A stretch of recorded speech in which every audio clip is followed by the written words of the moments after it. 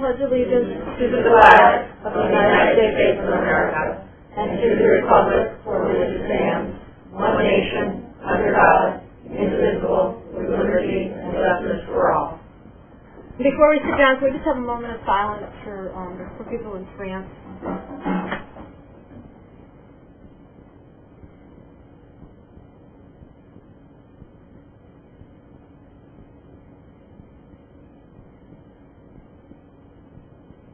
Okay, thank you. Okay, we have a quorum. Thank you, Kathleen.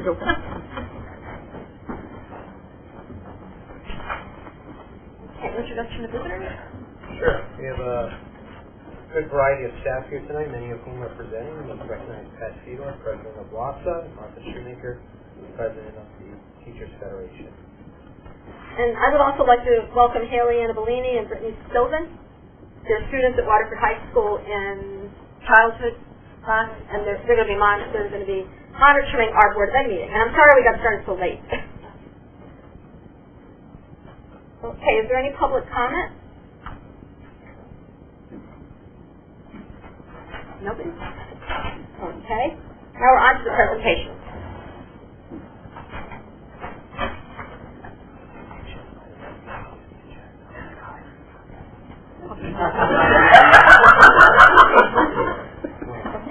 Before we do a presentation, we need to add some items to the agenda. Sorry, Jason.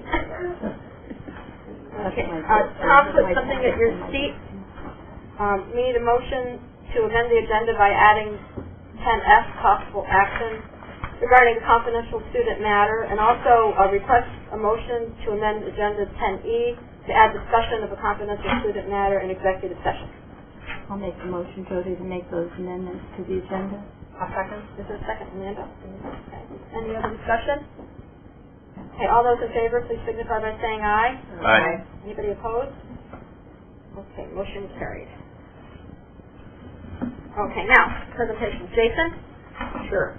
I'd like to introduce Jason Adler, Director of School Counseling from Waterford Public Schools. He will be presenting tonight a summary report reflecting the class of 2015 that is reflective of the previous school year. This is a report that's given annually to the board.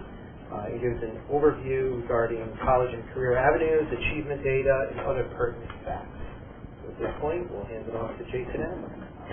I wasn't initially nervous for this presentation, but I feel like I have a lot of questions for this very quick. Here we go. I'm sorry.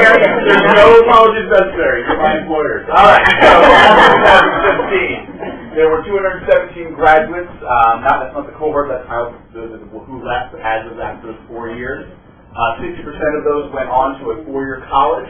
23% of them went on to 2-year colleges or career educational institutions. And 17 went into other locations. We had several into the military, directly into the workforce, or made it undecided and just did a gap year. So this is pretty typical. These numbers haven't changed a huge amount. But some details regarding the exams that led those students, particularly to the 4-year institutions. So 164 graduates, 76% took the SAT. That's a bit of a dip from the previous year, which was closer to 80, but still pretty much at all-time high. It's noted, and I forget if I did later on this, we are going to be going to 100% next year because now the state of Connecticut, not a graduation requirement, but a state assessment. So that's going to change the scores quite a bit, and I'm sure there'll be conversation about that later on. Above the state and national mean scores in all sections, so we're still doing quite well compared to our peer group. With the specific, or D, we're pretty much smack in the middle, a little bit above it, in combined mean score. So compared to the overall state and the overall nation, we're doing extremely well. We're somewhat in the middle of the pack when it comes to the 2013-14. That is not a misprint. That's the SAT period that was being measured here. All right, so the SAT subject test, for those who are ancient, like me, I suppose, is also an achievement test. 22 subject tests were administered to graduates. These are specialized areas that the College Board assesses directly. It's not an AP class, the test is given on Saturdays. In biology, the average score for the 3 students who took it, you can just see right there, 73 go on. The averages are a little bit of a dip, but not too much, and that's pretty much average participation, and I would like to see that go up. 22 students, whereas I believe the population of students that could have taken this were probably upwards and closer to 100. So that is something to be considered.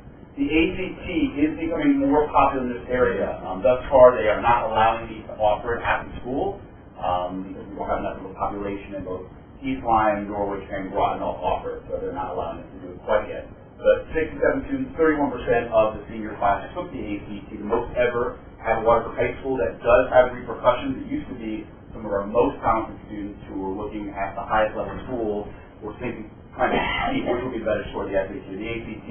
Now we have a number of students taking the ACT who perhaps the SAT wasn't user friendly for. So we have dipped in our scores of late, and I'm glad that we're having all students being able to take it.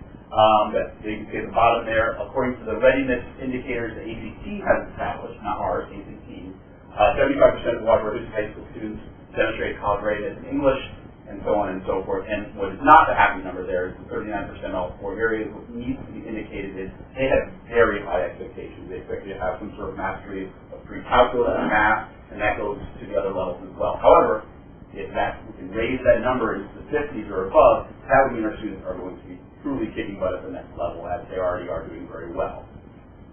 The cost of college is a new slide, and I apologize now seeing it. Maybe I should have made it a little bit bigger.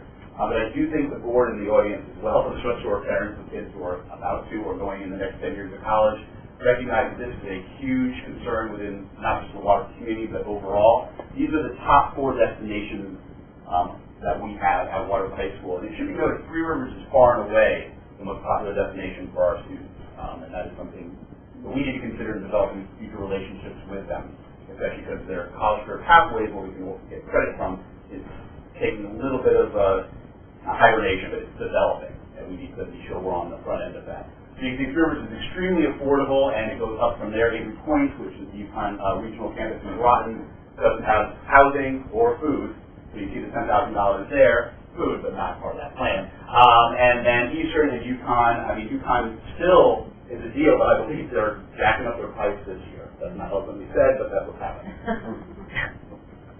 AD testing, we are still doing very, very well. Just to make sure everyone's aware, so the SAT mean score and the state mean score are on the board up there. Most colleges are looking at a 4 or a 5 to replace credit on campus. However, state schools in Connecticut, with the exception of UConn, are accepting 3s. So when you see averages of 3s, you will see kids who are Southern, Eastern, Western, Central will get college credit there. And one of the reasons I have this after the cost of colleges instead of with the other testing is this is one way kids can defray costs. And so I think we need to make every effort whenever we can to help kids earn college credit when they're in high school, and our AP teachers are doing phenomenally well. Dual enrollment, our classes like at college at Three Rivers and UConn have an ECE program, and Connecticut College as well. So these are ways that kids, through taking classes, not individual tests, can earn credit while they're at high school. Waterford students in the 2014-15 year, juniors and seniors primarily, earned credit for 125 college courses combined. 80 of those were through our UConn dual enrollment program, ECE, stands for Early College Experience. Opportunity doesn't make sense. All right, 36 courses through the 2-year college program, CCT, that's through College Career Pathway through Three Rivers. And one thing we haven't notified you guys about as much before, Connecticut College has offered us 2 courses per semester that allow our students to take classes for free there. They obviously are very rigorous, and they have to occur outside of school hours, so not a lot of students partake in them. One happened last year, and we were the pilot to work out. They're now allowing our teachers to do that too, which hopefully we'll get that this year. A focus on college and career readiness. How do we judge whether our students are prepared, or they report back to us whether they're ready for college, getting a 3 or better on at least one AP test, let's say, in all the ones we take. The ACT college career readiness, we saw that was difficult for some of our students. Post-secondary education with dual enrollment credits earned already a step ahead in their freshman year. Attendance, credit accumulation, grades, things that we do through our school, through some of our new committees like CARE, as well as through the guidance department. We're keeping track of them. We're making sure that they have an eye on the prize, and it's individualized so that if they want to go to college, career, military, we're preparing them accurately for that. This is in your reports, but basically it's several things that we are doing as a school system, particularly at the high school, to help prepare kids. We have, through the grace of the Board of Ed, have this wonderful tool called Naviance, which we use to create our individualized educational student success plan portfolio. They're using it right now for sophomores. We're doing lessons where they're creating SMART goals to look at careers, write their first resume, do things like that. The SRBI process, where we find kids who maybe need some remediation academics. We now have expanded that to the care committee that Ms. Mosier and Mr. Ryan run to help identify kids in need of remediation, not just in academics, but also to need for that caring touch in terms of their social-emotional needs. We have support classes that have been developed over the past couple of years. Literacy lab, math lab, writing lab, academic study are all primarily focused on the academic areas. The Causes Foundations is a new course Ms. Mosier developed for the youth within care for helping kids who need more social skills. That's a curriculum that allows students to develop that area, and we probably have far more students than we have taught for. This year we signed up, this loan has allowed us to get Edgenuity, which is a fantastic but hard online learning program, and a lot of kids are using that for credit recovery, though there are potentials in the future depending on where we see ourselves going for enrichment. They do have APs and some higher level classes. Right now it's primarily for credit recovery. And of course, just challenging our kids. Recent development. All sophomores and 110 juniors, which is 52% of the class, took the SAT on the 14th. It was quite the scene. However, it was very successful. We haven't gotten those scores back. I was hoping to present them to you today. We're supposed to get them the first week of December, and as soon as I get them, I will deliver them to Craig so he can decide if another presentation is necessary. No. Connecticut is, that's an opinion, Connecticut is contracted with the College Board to use the SAT as a junior state assessment. There is a lot of controversy still surrounding that, primarily regarding students who have special education plans. Kathy and I are in touch about that. Right now, correct me if I'm wrong, the College Board has to approve the accommodations if we're going to be able to send those scores to college. As of right now, it is approved through our special education program, which is pretty darn rigorous, and they don't approve it, they'll let us take the test, but they won't allow us to send it to colleges, which I find the situation. Is that accurate? So, not the most pleasant thing. The SAT has been redesigned to better reflect the Common Core standards. I have to say that combined with 100% of our students taking next year, I can't say what's going to happen with our scores. So I think we need to look at that as a rebirth moment and use that as sort of the level that we'll measure after that. And Waterford High School is working with local colleges to increase the amount of dual enrollment courses we have offering students. Just today, Ms. Hurd, our AP environmental teacher, applied for and actually to get credit approval from the ECE program at UConn, which would be fantastic. David Braley, husband of our wonderful VP, is talking with us about doing some consumer science credit through Mitchell. So any way that we can get that logistically makes sense for our students and still challenge them and rigorously fits with our curriculum and still get some college credit for free especially, we're going to pursue. So that's my back thing. Any questions or comments? I apologize if it was a little too fast. Do any board members have any questions or comments? I have a couple of questions. Yes, ma'am. And I appreciate all the hard work that went into this report. I can see that scholarships and cost of education seems to be quite an issue. What are we doing to help kids get scholarships and funding or financial aid? So Naviance is our primary tool for that. We have a listing of local scholarships and also a national search engine for scholarships. It isn't our expertise. What we do is a lesson where we show kids how to utilize that, and we encourage them as a lesson plan for them all to apply to the scholarship. Do we have any data that reflects how many kids actually get scholarships? So it is supposed to track. The students have not been incredibly great about doing that for us, because it is self-done. It is not, even for colleges, they have to self-report to us as colleges. The exception of UConn, which is great. They don't tell us who got in. They just they supply. As a guidance department, do you provide most of the scholarship information? Not just in general, this is how you fill out a financial form, but you know, we've got these scholarships, these scholarships, these scholarships, these scholarships. Do you have a bank of? We have a bank, but say that I would have individual expertise to say, oh, this scholarship fits you. Right. It's not quite yet right there in terms of my specialty, and I wouldn't be for the other counselors, but in terms of having a bank, absolutely. In terms of showing them how to access that bank and put in complete figures like this is your GPA, this is your gender, this is your ethnicity, then they can narrow it down themselves.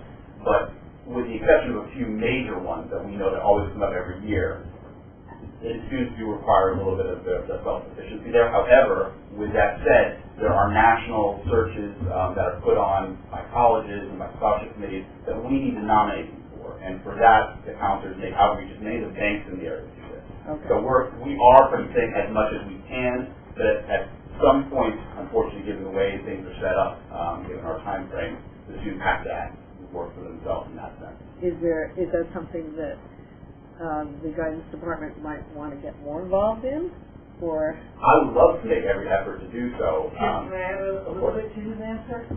We also have a scholarship committee that is run partially by the school. Jean Ryan is our scholarship committee chair, but also by a number of community members. And there's a large pool of locally generated scholarships that they shepherd, and the guidance department works with them on helping to determine who are the kids who are interested in education, engineering, medicine, and they match up a large number of students with these local scholarships based on the criteria, whether it's class rank, whether it's, it may be that you live in the correct fire district, it may be that you decided you're interested in this major or that major. Right. And that is, it's outside of the guidance department, but they support that effort through the information that they've developed about the kids. With the cost of college, you got to do everything you And can. it's, some of these can be pretty substantial. Some of them are, $100 or so. Some of them are several $1,000s. Right. And that is, it operates outside of the guidance department, but it's a big part of our effort to get kids the college funding that they can. I got a couple more questions. The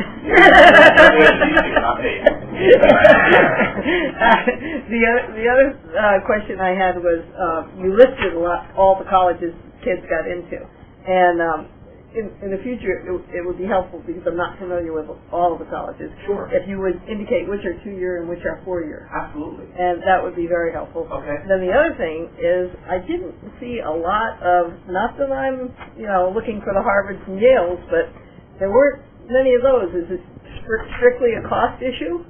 So you're going to hear opinion, not necessarily facts now. Okay. We have done surveys of our students after the fact, and I think there are two things that become apparent. Cost is a driver, however, Ivy Leagues have now promised to meet full need without any loans.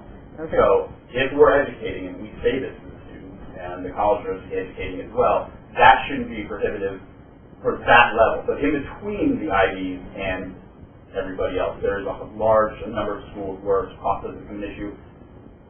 I would say that, with the exception of maybe the top 20%, 25%, that's not the aspiration of many of the students here. That you see, Three Rivers is our top destination, so it is a little bit different than perhaps the community sees itself. Right. Well, actually, and then University of Connecticut at Storrs, which is very competitive. Very competitive. And if you can get into the University of Storrs, to me it looks like it's maybe just a financial issue.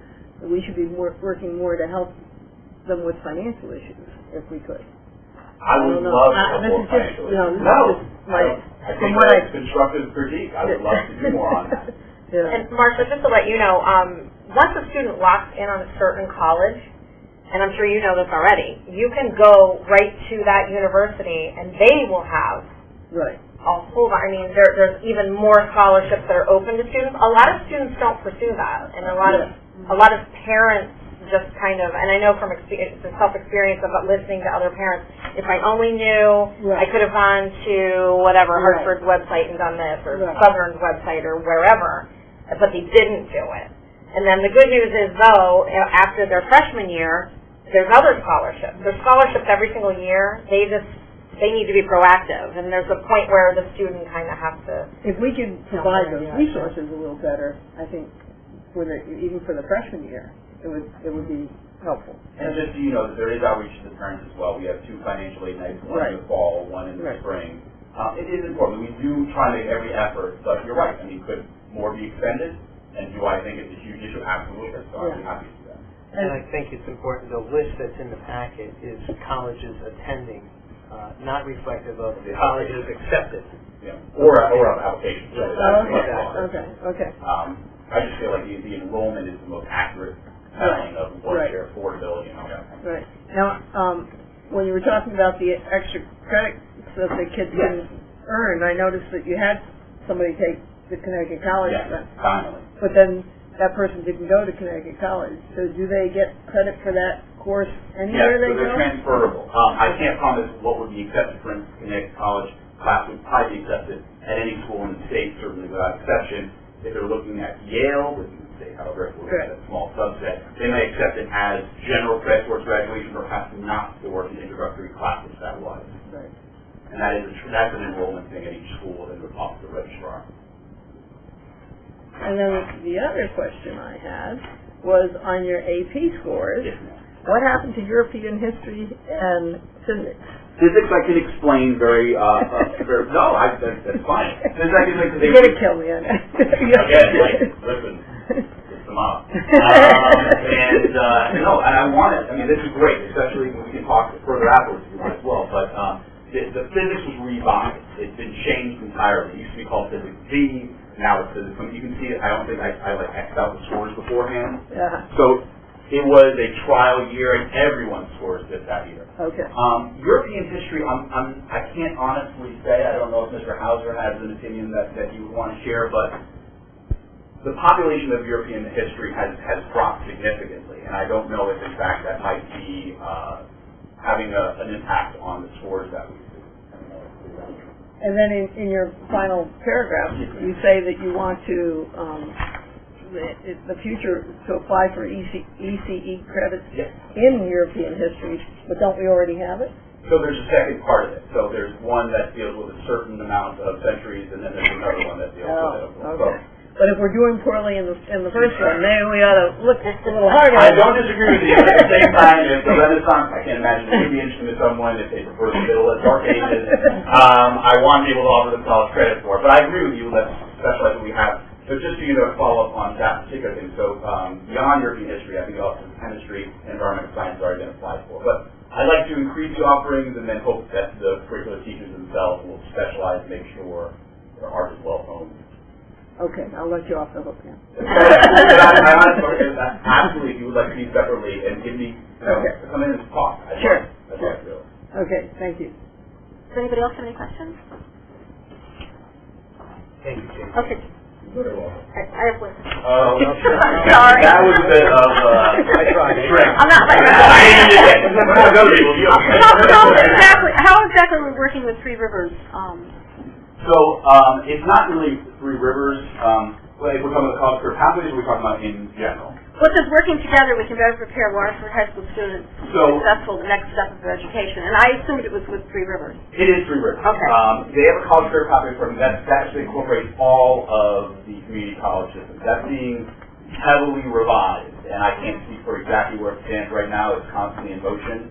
But Three Rivers itself, with the help of the faculty, with the help of the admissions office, if we want to broaden our horizons, we want more ideas on it, but recognizing where we are now, or at least for some reason where we are now, we can have them come in, whether it be utilizing their assessments or the professors for the remedial classes, and make sure that we are a step above that, because the things I don't want to see, and I don't have a huge amount of data to give to you guys on this, but I do have a significant worry about students who might need remedial classes at the next level, which costs, but don't give you credit. That's like the reverse of what I want. I want free credit for kids before they leave high school, not things they have to pay for and they don't get credit for afterwards. Okay, and now do all colleges accept the AP, no, just Connecticut ones? Oh, no. Everyone in the nation will accept them, but you have to look. They have a table. I mean, if we're talking about Yale and Harvard, I mean, they'll... No, not Yale and Harvard, but I mean in general. You'll find that the smaller IU school, Ithaca, we have a great relationship with in New York right now. They're not accepting anything. So it's school-to-school dependent. School dependent, yeah. Some will accept all threes. Some won't even give that a 3 or a 4. Some will only look at 5. It really is school dependent.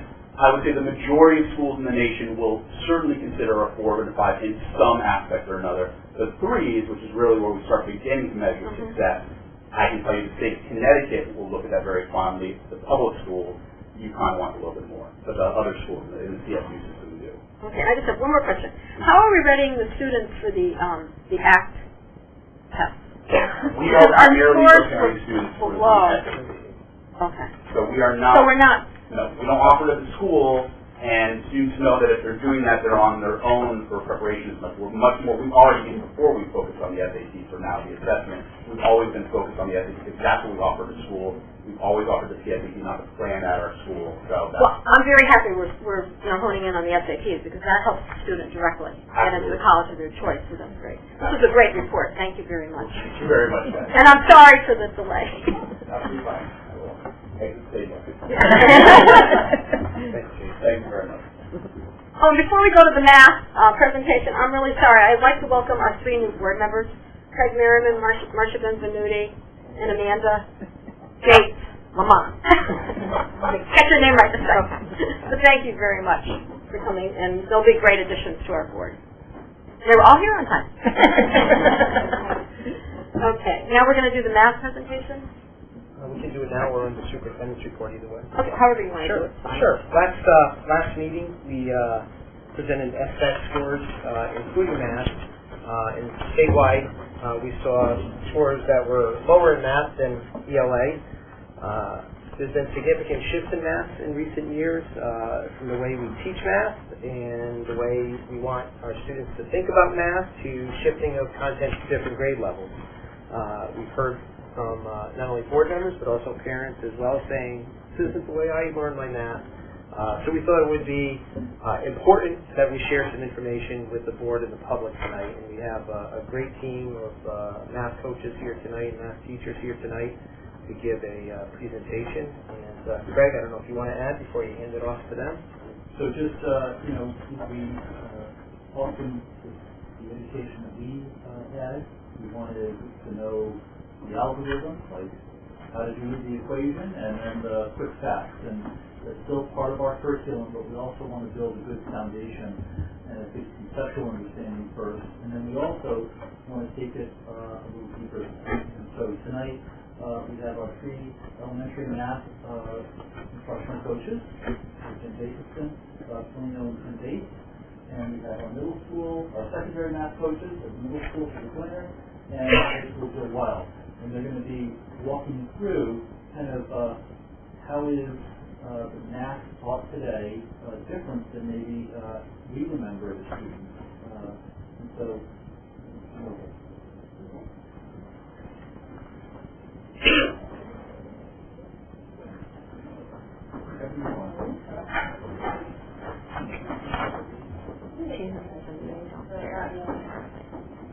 The forest through the trees, time of reforestation.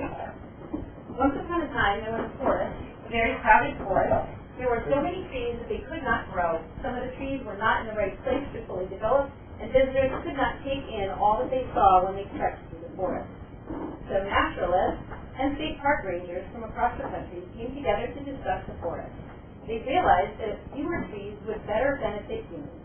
So, a few critical trees were identified for each forest, as well as smaller trees that supported the critical trees. Foresters and park rangers designed new practices for growing these trees so they would fully develop. Then the work began. Trees were moved and trees were removed. The result was a forest carefully designed with trees that fit well together. The forest was revealed to the foresters so they could share the new forest with visitors. Foresters noticed how the trees had changed. Some trees that were well loved were gone. New trees strange to that forest had been added. The foresters also noticed that there was a new density and robustness to the remaining trees. This must be the result of the new practices the foresters needed to understand this new way to help trees grow and develop. Also, the foresters were used to hurrying visitors quickly from tree to tree on their hikes. Now they could do more. They could explore, talk about, and compare the trees. But that meant they, themselves, may need to learn more about the trees in their forest. The foresters realized they had to make changes to how they navigated the forest. They worked hard to change how they engaged visitors in the forest. With much effort, they created meaningful experiences for developing deeper understanding of the trees and the forest. As a result, visitors not only enjoyed these rich, meaningful experiences, they actually learned and remembered more about the forest, and therefore they came to love and appreciate the forest and its importance in the world, where they could now see the forest through the trees. You can just take a minute and find the product of 25 and 45. That's your job, too. Without a Why cell not? phone? That would be one strategy. Using your tools.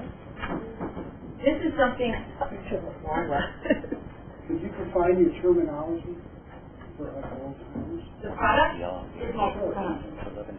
So You can yell out the answer.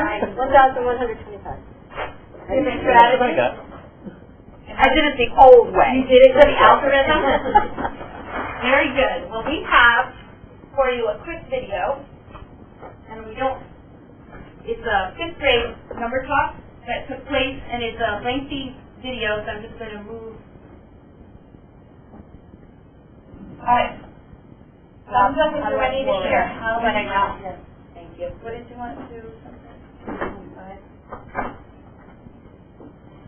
About 255? Sure. Okay.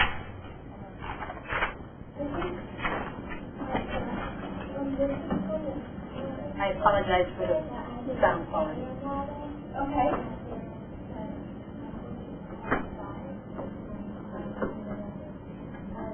The video is Waterford 5th grade.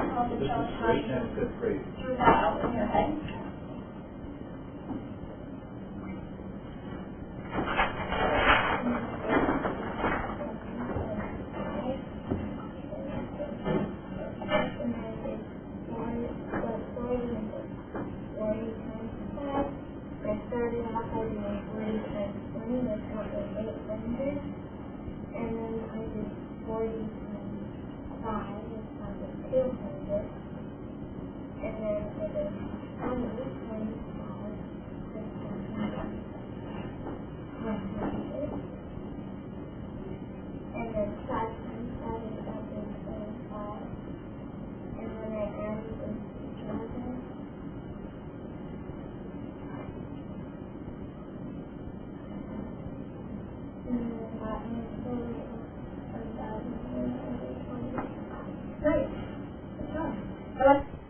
What happened was, this was the first strategy that was shared by one of the students. They looked at this and they said, I know 20 and 40, 20 times 40 is 800, and they gave each one of those, and then they totaled that for 1125. The next student chose to do, they said, oh, I know about money, and 5 quarters is $1.25, and then they proceeded to go there. They're annexing the 0 because 25 times 4 is 100, just like 4 quarters is $1, and then they annexed the 0 for 1,000. This person used an area model, and they could keep all of those easier numbers in their head. And then this person did it a completely different way. And each time, the students are explaining what they're doing and how they thought about it. And sometimes the kids say, oh, I didn't think of doing it that way. This was all done without a pencil and paper. Question for you. You know, the way I used to do it, I'd have 3 lines and I'd have the answer. You got 5 lines on your first exam. How is that better? Did you do yours in their head? They all did it in their head. So if they were somewhere shopping or doing something, they can mentally figure that out without, like Tom said, getting the calculator out. I've never been at a store where I had to multiply something like that to figure out the price. How is that practical? So 20, you'll never have to figure out 25% off of an item. That's easy. That's a simple thing. That's not, then you just divide it. That's a simple process. One of the things that's really interesting is when the kids try to actually use the algorithm because they want to get to that quick way to do it. It's not that we aren't teaching them the algorithm. They need to understand what they're doing. It's when the one problem that we did, they came up with 2 completely different answers. Not this particular one. They came up with 610 and 800. And the reason was the person who came up with 610 was not carrying in her head correctly or whatever that was and couldn't see what she had done wrong because that made perfect sense to her.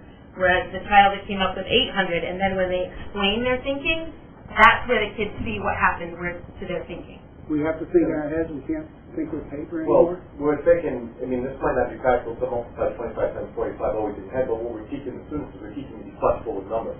We're teaching them to understand what place value is and how a 25 is the same thing as a 20 and a 5. So that's not so much the problem as much as it serves the means of helping the students become more fluent and flexible with their number set, which is essential to what they're going to need to do when they get to middle school and high school.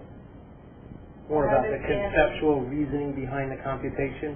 The computation is obviously important. At the end of the day, you need to be able to. You need to know 25 times 45 is 1,000. Well, you know, I have an open mind, but I also know that when you've got the multiplication table drilled into your head, those things just snapped. It wasn't a lot of mental gymnastics to come up with an answer. I'm looking at this and I'm scratching my head. Are you kidding me? How do the students do, though, with timed tests with math? I mean, the timed tests, do they have to do math problems like this, or do they do it the old-fashioned way, like we do it? We're starting with the basic math. Like that, or No, basic, like one by one. Okay, so But again, this comes again from the core. Like in fifth grade, students need to be able to do this fluently, not necessarily from memory, but they need to have again flexibility and efficiency with their problem solving in order to solve that fluently. And that's. I mean, I understand. I don't have a. I'm glad they're thinking of different ways to come to a solution. You know, the right answer. But on a test, I mean, especially the time, they have to come to the answer a lot quicker than going through all that. And one of the ways of developing that conceptual understanding, the more they use the numbers, then it will come to them rote. That they will have that. And as we proceed through the presentation, We'll say that we want them to know it from memory as opposed to memorizing. So understand the concept behind it, and then let it get into their memory bank so they can know it like this, and not just to memorize, and not have to just drilled into them. That's 3, 5, 15, and that's all that they remember. And thinking of other ways, such as she says, using money. So if they can look at it in another way, at least if I do the same thing at my school, but it's getting them to just think outside of just right. No. I mean, I think that's good, but I don't know. Just go ahead. And Marcia, another thing that happens is lots of times on the standardized tests, they want to know why you got that answer. Right. That's correct. So And this. coding. They will understand the direction why everything's going in. that is the answer. Because they could have easily made a computational error, and then, But if you can defend why, you might still get some of those points for the standardized test. Now, does this explain to parents, so why you're doing it this way, so parents can understand how to help the children with their homework? I think have we're videos getting on our there. It's website? continuous. It's a continuous process. I know Great Neck is hosting a night here in the near future. I don't remember the exact date, but it's in the near future to educate parents about this. I think it is a continuous process. It's one thing to have printed material, on a website or a handout, but I think the more we can engage parents who are interested in this, the better. And being able to describe how you got your answer in multiple ways is another thing that's being encouraged. So not only can you find it maybe the standard way that we know how to find it, but can you think about that area model and understand what's happening.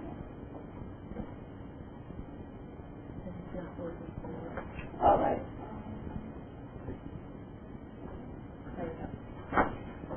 Okay, we took a look here at the differences between our traditional classroom and today's classroom. If you walked in, so we just saw that classroom that was going on, and you can see the teacher was not there lecturing. When we went to school, basically the teacher was up there for your 45 or your 50 minutes.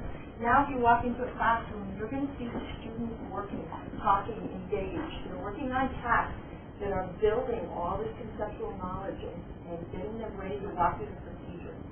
So see them working collaboratively. They work in group work. They all do that together. They usually take time to think about it on their own, and then they work together. They have to talk out. They have to reason out their problems, defend their answers. And the teacher challenge their classmates. How did you get that answer? I don't understand, or I disagree with you, because being able to defend their lives. at a table we'll usually have, do you come to a consensus? If not, who's right and why? And then I won't tell them if they're right or wrong. The other day, they had 3 different answers. It was like, I'm not, you're going to have to decide who's right and why. And then you can sit down and they work through it and they come back with all that reasoning. And then when they decide to give me an answer, they can stand up, they can defend it, they own it. And they understand why they own it. So they have reasoned it all out and gone through that. So you can see a lot of that work going on. So we're going around to teachers and asking these good, as you say, program practices. They'll ask it of each other now. They've started to learn to ask it of each other to get them working collaboratively. So the communication skills going there. I have a question. One of the things I've been incubating, I look at our test results. And when the kids take a test, they don't take it as a group. They take it individually. And I start thinking, well, you know, we used to teach students. Now that students are teaching themselves as a group, and they solve problems as a group. But boy, when you get in that test cubicle, you've got to answer the question yourself. What do you say to that? Is that creating a problem? Because now they don't have their other students to rely on. They've got to do it all by themselves. How do you answer that? Well, one answer to that is when you look at the careers that these kids are going to go into, a lot of the careers that are out there are people working in teams to solve problems and create new things. So we're preparing them for that workforce. That's one way. The other way is through this group work, they're owning the math and they're coming to a nice understanding of what is happening behind the scenes so that when they get into that test, they can say, wait a sec, we did a problem like this. And I remember that Jill said this, she made this relation. So they have to draw on that group work to answer the question on the test. I think the other They have to get the job first. You know, and when all of us here on the board took a test, we relied on what we had learned. Oh yeah, I remember working hard, studying this, and learning the rules behind this problem. We call that self-reliance. What do you say to that? Well, the students still, I mean, they still take tests on their own, they still ask performance tests on their own. Not everything is done collaboratively, but some of the learning is done collaboratively. Again, we're trying to have them just foster that conceptual understanding of these mathematical practices and what they need to know. I guess my question is, why can you not acquire that understanding individually? Why are you suggesting, or why we have a curriculum that forces group understanding on the students rather than an individual acquisition of that knowledge? So I think an important thing to remember is even within the construct of group work, cooperative learning, there's still individual accountability. It's not the 4 of us solving a problem. It's the 4 of us solving a problem, coming to the table and saying, what did you get? You have a different answer than me. So the old days, 20 years ago when I was in the classroom and group work became en vogue and that was the way to go, it was, you know what, I'm going to take a break because Amanda's going to solve this problem and I can kind of sit back and relax. So I don't have to worry about it because the group was doing the work. There's much more accountability, individual accountability. I'm not saying I disagree. It's just fascinating to me. You can be so different. It is. Just respond to all these questions. It is. I think what you, and I don't want to put words in your mouth, Greg, but I think you're thinking that the basics have gone out the window. They haven't, I don't think. Before they can do any of this, they have to have a strong base in the basics. And that's the timetables and all the other stuff. And then once they've got that down, then they can start understanding why they got that answer. And when I first looked at that, I got the wrong answer, but but I said 20 times 40 and then 5 times 5. So that was what I got. So I would have been one of the ones with the wrong answer, but I was ready to defend my 825. This still gives kids different ways to visualize how to get somewhere. There's not just one path. I mean, I think the basics are all there, timetables and all that stuff is all there, but this gives you different options when you get hit a block. You say, well, let me try it this way. And everybody learns in different ways. Yeah. And this represents If that. you forget that algorithm that we learn, which is very common, all of these algorithms and formulas that we've grown up learning, if you forget, well, now you're lost. I can't find the area if I forgot that length times width is what gets me there. But if I understand what area is, I can reason it through a different way. And so our purpose is trying to give students different entry points. So to talk about a lot of the meaning rather than just going right to say, oh, if you just do length times width. So that's kind of And so we just wanted to say that we're building on these concepts so they have a bigger, broader base of tools to work with. So it's just not one way to look at things, and that helps. We're allowed now to do this by having them working in the classroom. They're allowed to look at more rigorous problems and solve really more difficult problems, and we're teaching them to persevere on problems and not give up too easily. When they used to go home and do these problems, they get there and they look at it, I don't know what to do, and they went to the wall. Now they can work together in the classroom and brainstorm and come up with ideas. If they can't finish the whole problem, then maybe they need the first step done, and keep on moving. And so that teaches them perseverance and to be able to take chances now. They feel a little bit more comfortable because now they have sounding boards as well. And mind you, the teacher's still running around as a facilitator, leading them in the right direction. We're not just letting them go off and do this. We're coming up with a good question and asking where'd you get that? Why do you know that's true?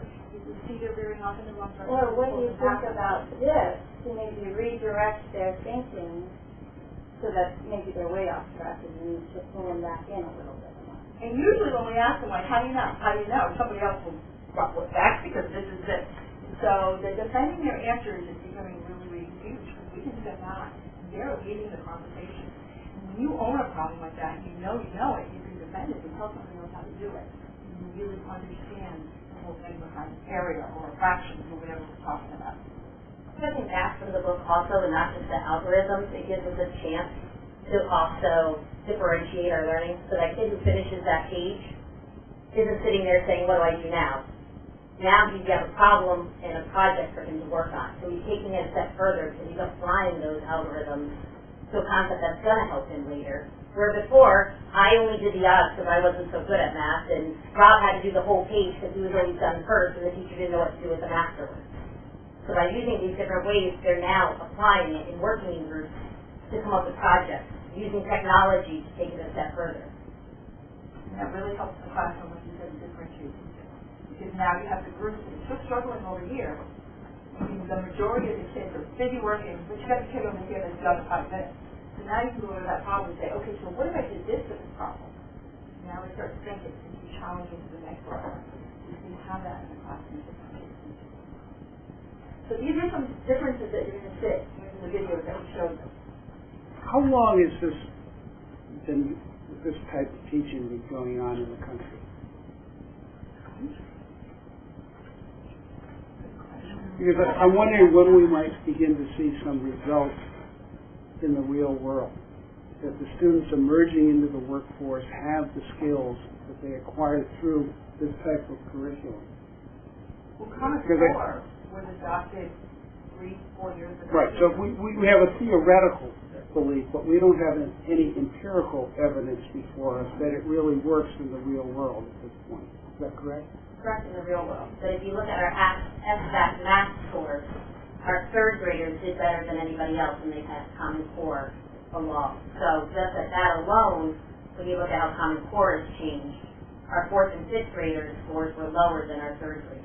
Right, but that SBAC testing was designed for Common Core. So, I don't know what that proves.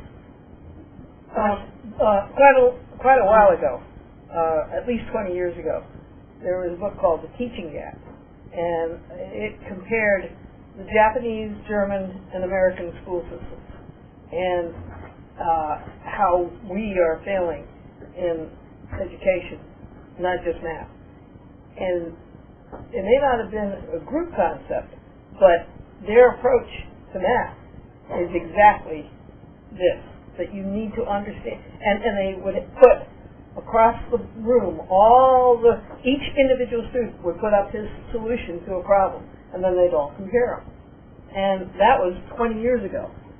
I forgot the author of the book, but it's a great book. I've always said everyone in education should read it.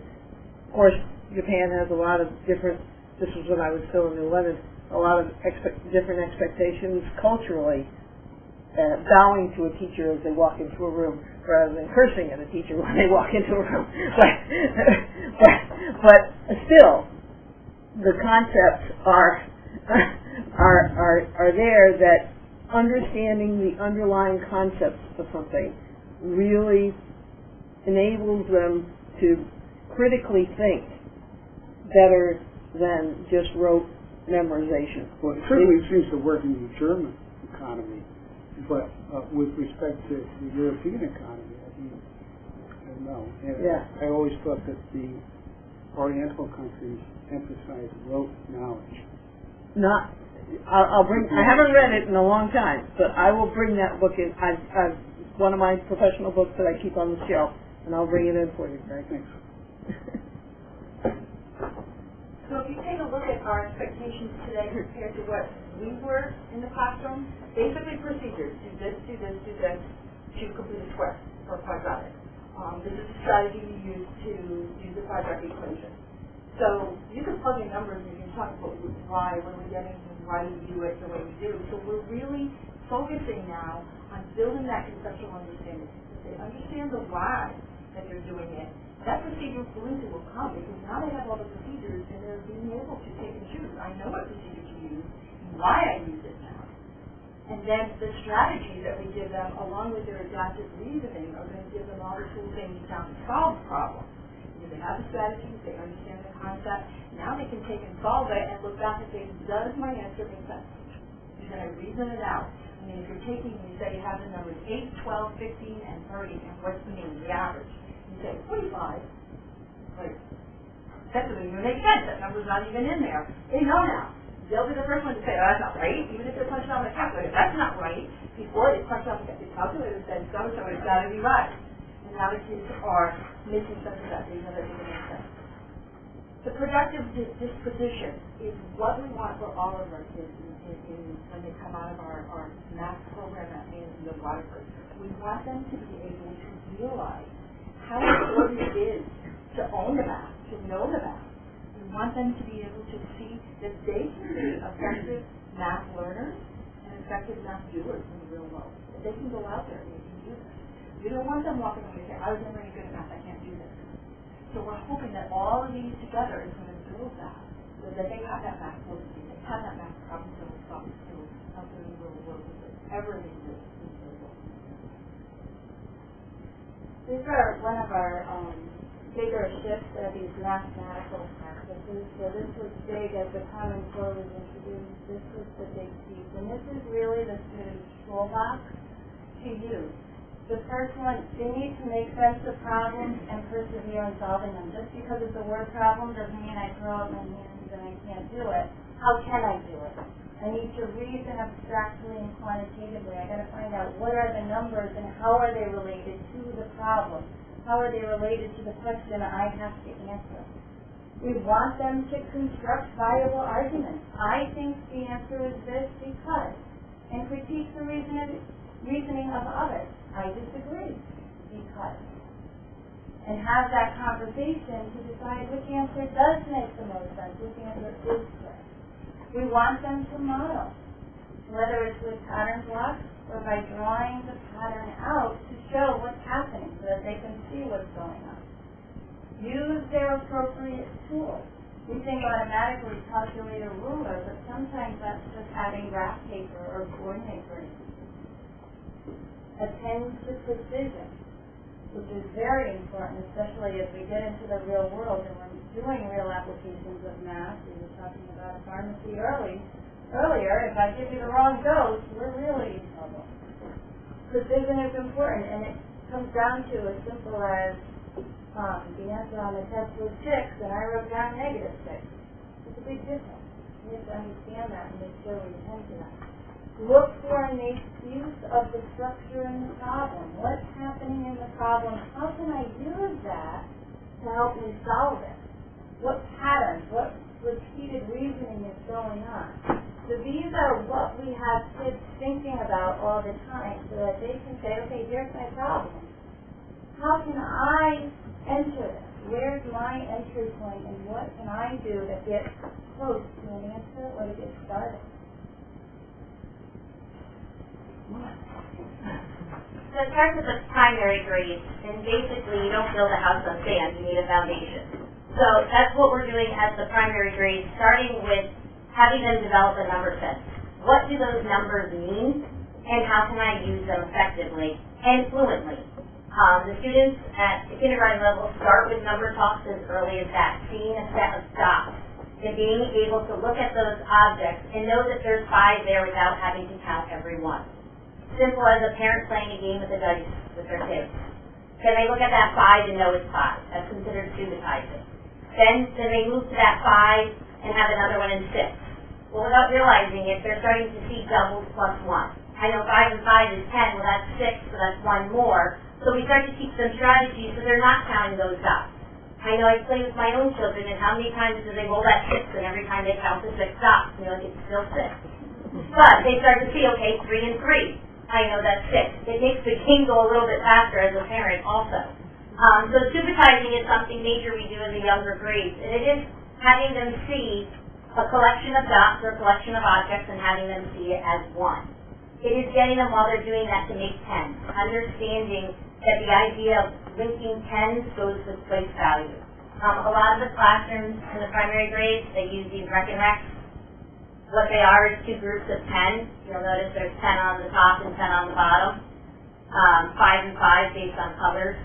So the kids start by using them, and teachers just slide them across.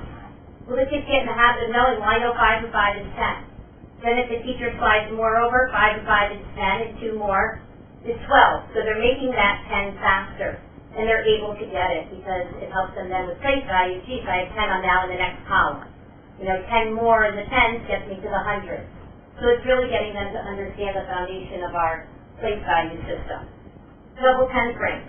Kids start to see 10. They look at 8 and automatically we want them when they see 8 to think, I need 2 more. Why do I need 2 more? Because 2 more is going to make 10 and I make 1 more to that and it's 11. So if the kids are thinking 10, they're not going 1, 2, 3, 4, 5, 6, 7, 8. 1, 2, 3, and then putting their hands here and counting that 8 over again, and then counting the 3 on. Or they run out of fingers and they don't know what to do. So by having them look at these numbers and getting a true foundation and understanding of what the numbers mean and are flexible with decomposing and composing them at an early age, it helps as they get older in learning the strategies to help them figure out simple addition, which then does become automatic. Do they always go, well, I know 8 plus 2 is 10 and 1 more is 11? No, they'll eventually know that 8 plus 3 is 11. Like that just comes automatically once they have the understanding of it. At what age level does that come? My daughter's in 2nd grade and it automatically comes.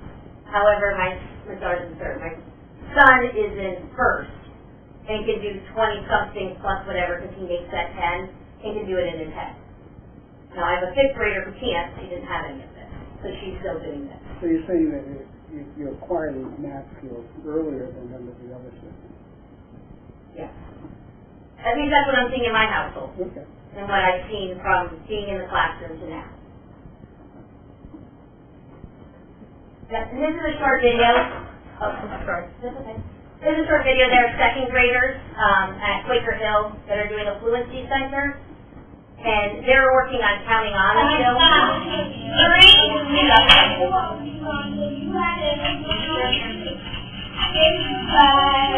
So what they're doing is picking up dominoes, and they're looking at them and supervising to find the largest number, and they cover it with one hand, and then they count on. So they're learning to say the big number and count on the other one. So this way it's teaching them, okay, I have to decide which one's bigger, and then counting on the smaller, so they're not putting the smaller one in or counting all of the dominoes. And then also taking turns. So to incorporate this style of teaching, the elementary math coaches have been compiling units of study that include the hands-on activities, conceptual development, and increased problem solving. And continuing along for the upper elementary, we continue to develop that number sense, developing that 10-ness, because when they know that 8 and 2 is 10, then we move on and it's 80 and 20 is 100. and there isn't that thinking and that algorithm to count out how much that is. So we continue to move that along, and in third grade it would go up to the thousands place. Problem solving, they have to know what they're being asked.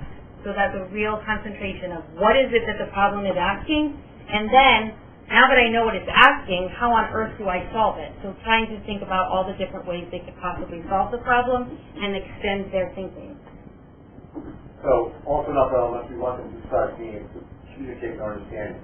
So we don't want them to just give us the answer. They have to be able to support their answer. So we ask them to do this the same way that we're teaching a lot of these concepts.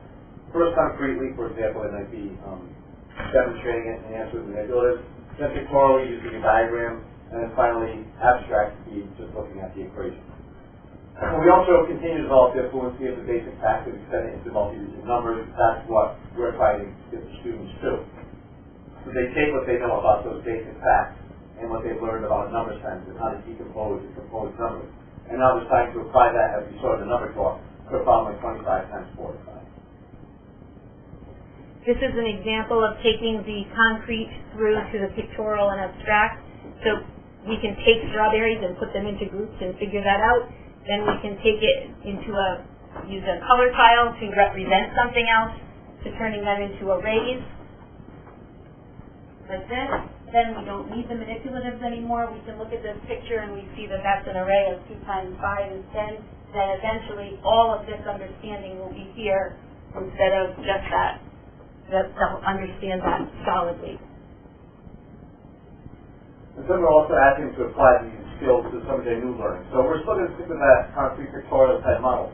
So, for example, here we have 2 times a half. And instead of just teaching them an algorithm that just multiplies the 2 times the numerator, the denominator stays the same, 2 over 2 equals 1. We can do it with a concrete model. So we have, Frank's going to help me out here. So we can do this concretely. And so if you were to just separate that into 2 equal groups. And so, My bartending skills. but there are a few things going on here. First of all, it's important, he's understanding the importance of having equal groups, that they have to be the same. And this is essential for fractions, and this is a skill that students learn early on when they learn how to share. So they're understanding that for a fraction account, they need to be equal groups, they should be 2 separate groups. They're also seeing, or Craig's also seeing fractions being applied to a real-life model. Here's a volume model. So you can see that these things do exist in the real world. Finally, you can see the relationship between a fraction and division, because what it do, he took that model and divided it into 2 equal groups. So there's some other connections that can be made there. Now to take this, the student can concretely take that and have 2 groups of 1/2. So he's got one group of 1/2, another group of 1/2. He could physically recombine them, put them back in to come up with the answer that understands. Pour back in the bottle, this is 2 halves does equal 1 whole. So he understands why 2 times 1/2 equals 1 whole, and not just the algorithm. Same thing with the pictorial model. So if you had 2/3 times 1/5, then what we don't want the students to just understand that, well, when you have to multiply fractions, you multiply the numerators, you multiply the denominators, and you have your answer. That's the way I learned it, but I don't know if I really understood what was going on when I multiplied a fraction by a fraction. We're challenging the beliefs that students have. I'm going to do it from right here, Chris. That when you multiply something, it gets bigger.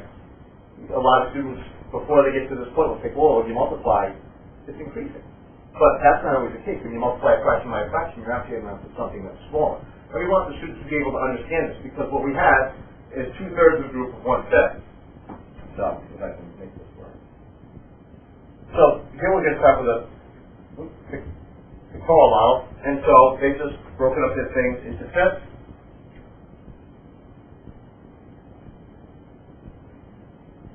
And now they've represented the 1/5. So there's the first part of it.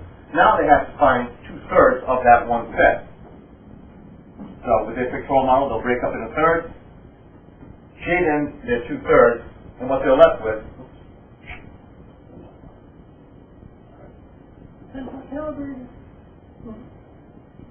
So what they can see is when they finally look at this model, they can see that what they have to come up with for the answer is 2 out of a total of 15. So again, they understand why 2/3 times 1/5 equals 215, and not just how to do it.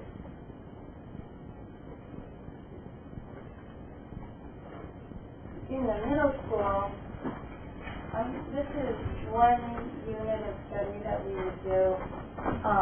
Working with integers is one of the challenges in middle school. All of a sudden, we went from just positive numbers, and now we have these negative numbers. So we want them to understand what these negative numbers mean and how to use them to continue to do our math. So one strategy that I use is I use these two-sided chips. So the yellow ones I tell the students these are our positive numbers, and the red ones are going to represent our negative. And I start by saying, okay, represent -3 for me. And automatically, they can put 3 red chips out there, and that's great. So then my challenge to them is, I want you to use more than 3 chips. So this is a challenge at first, because I want to make -3 using more than 3 chips. And eventually you get to that, wait a second, if I put a positive and a negative together, it's going to zero out. And to understand that a positive and a negative cancel each other out is a big idea that we need them to understand.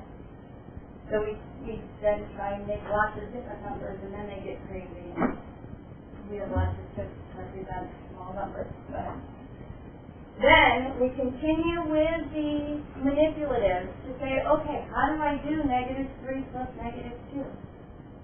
And they can put out 3 red chips plus 2 more red chips. They can see, oh, well, it's got to be -5. I have 5 red chips. And the answer is -5.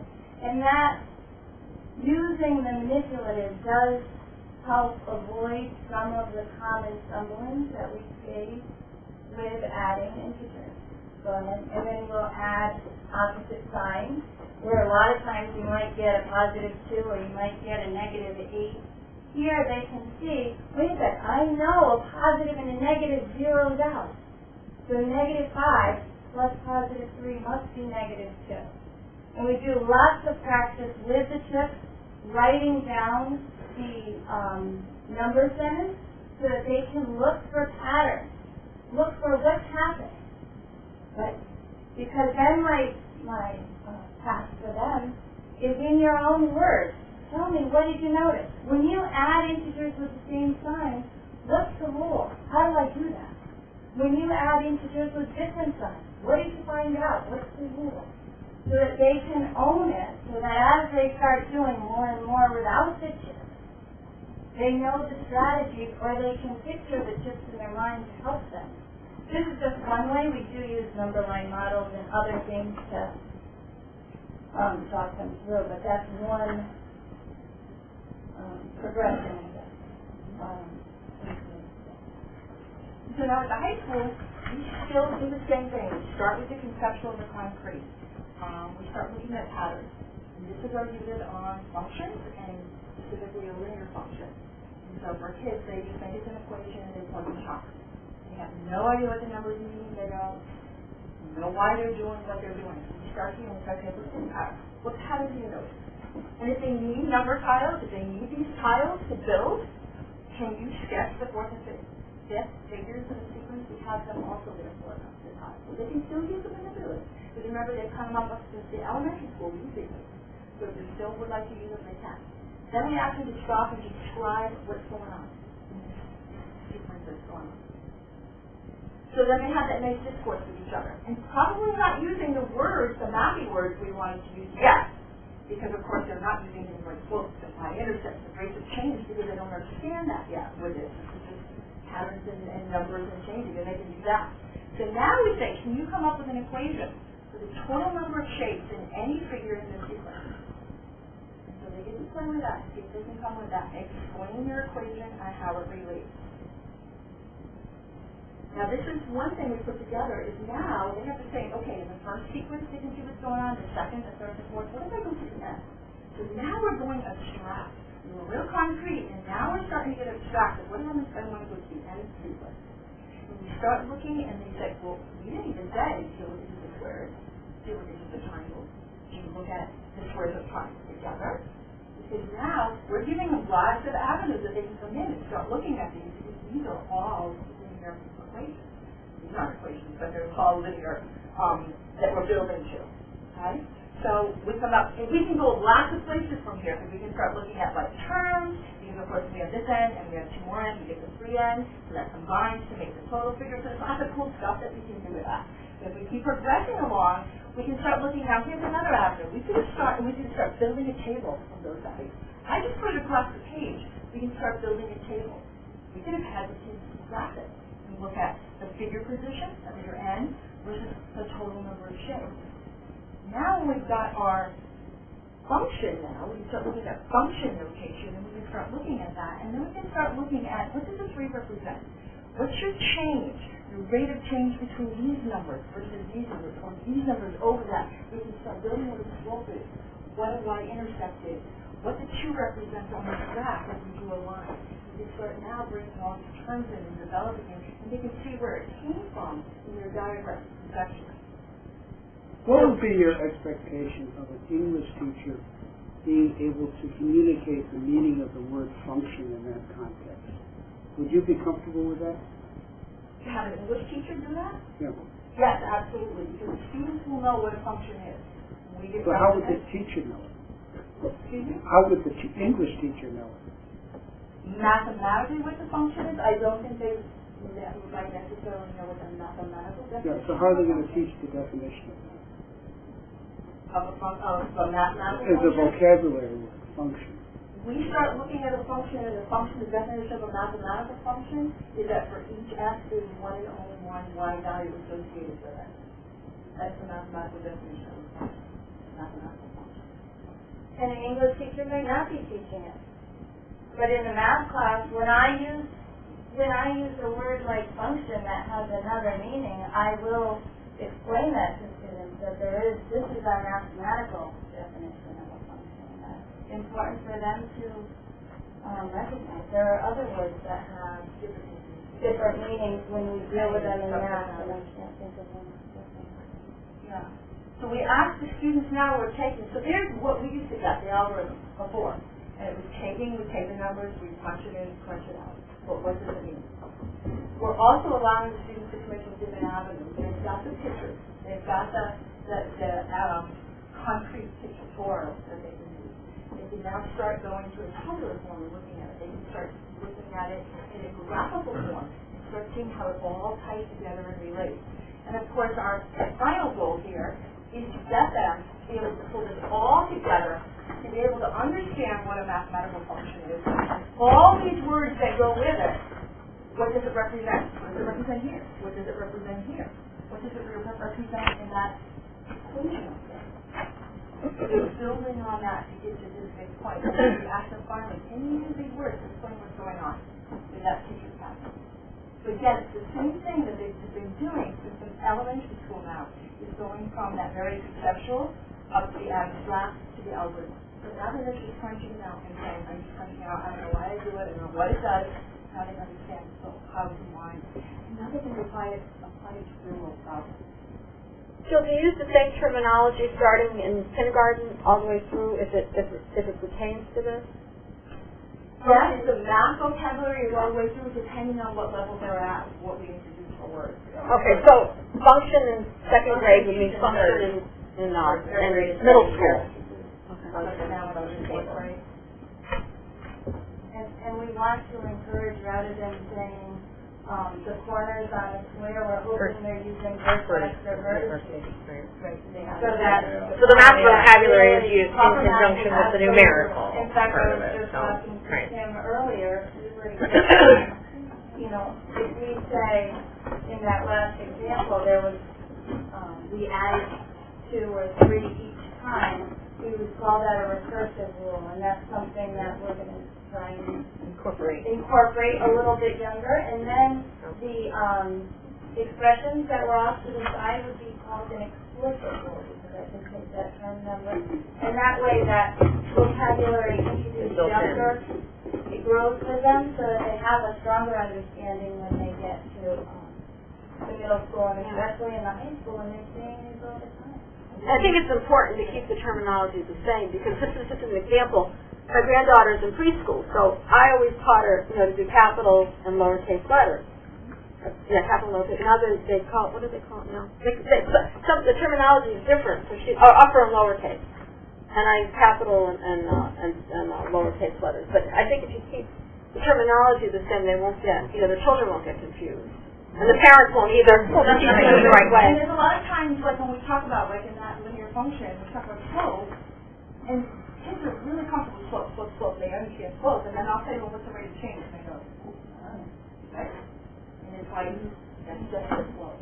Right. So we have to be able to show them all the different ways to look at it, like all different kinds of notations really represent the same effect. So when they go out there and looking at the rate of change in the temperature over a certain time, we're just talking about changing something over changing something else. That's all rate of change is. That's quite important. When they're very comfortable with it and they can associate it. What do you think about that? I mean, you grew up learning math a different way, you started teaching it a different way. Now you've been forced to teach this math. You've dealt with it for a few years. Which do you think was better? For me, math was really always easy because I loved it, I understood it, and it came easy for me, I could get it. I just got it. But when I see the kids in the classroom struggle and they get up to their freshman, sophomore, junior, and even our seniors, and they just punch, and they just don't understand. Like I said, I had a young man the other day, when I gave him those numbers, I gave him an 8, a 9, a 13, a 15, and asked him what the mean was. The average. He told me like 42. He didn't even understand that was wrong. He didn't even understand why that didn't make sense. So then we had to go back to square one. Do you understand what a mean is, what an average is? So we had to get back to that nitty-gritty of understanding what the whole concept is. So for those kids that are just going on crunching along and really not understanding what they're doing, I look at kids now, these are simple equation algorithms for, your phone bill or your electric bill. You get charged a flat rate here, let's say $2, and then $3 for every hour or $3 for every kilowatt that you use. They get their rate. They have no clue whether they're right, wrong, overcharged or not, because they have no conception of something like that. Or for those of us that couldn't memorize well, it was a nightmare to do the times table. And this is another option to develop those. I think you're saying you like this better. I love it because I can see a lot more light bulbs coming on. I got it.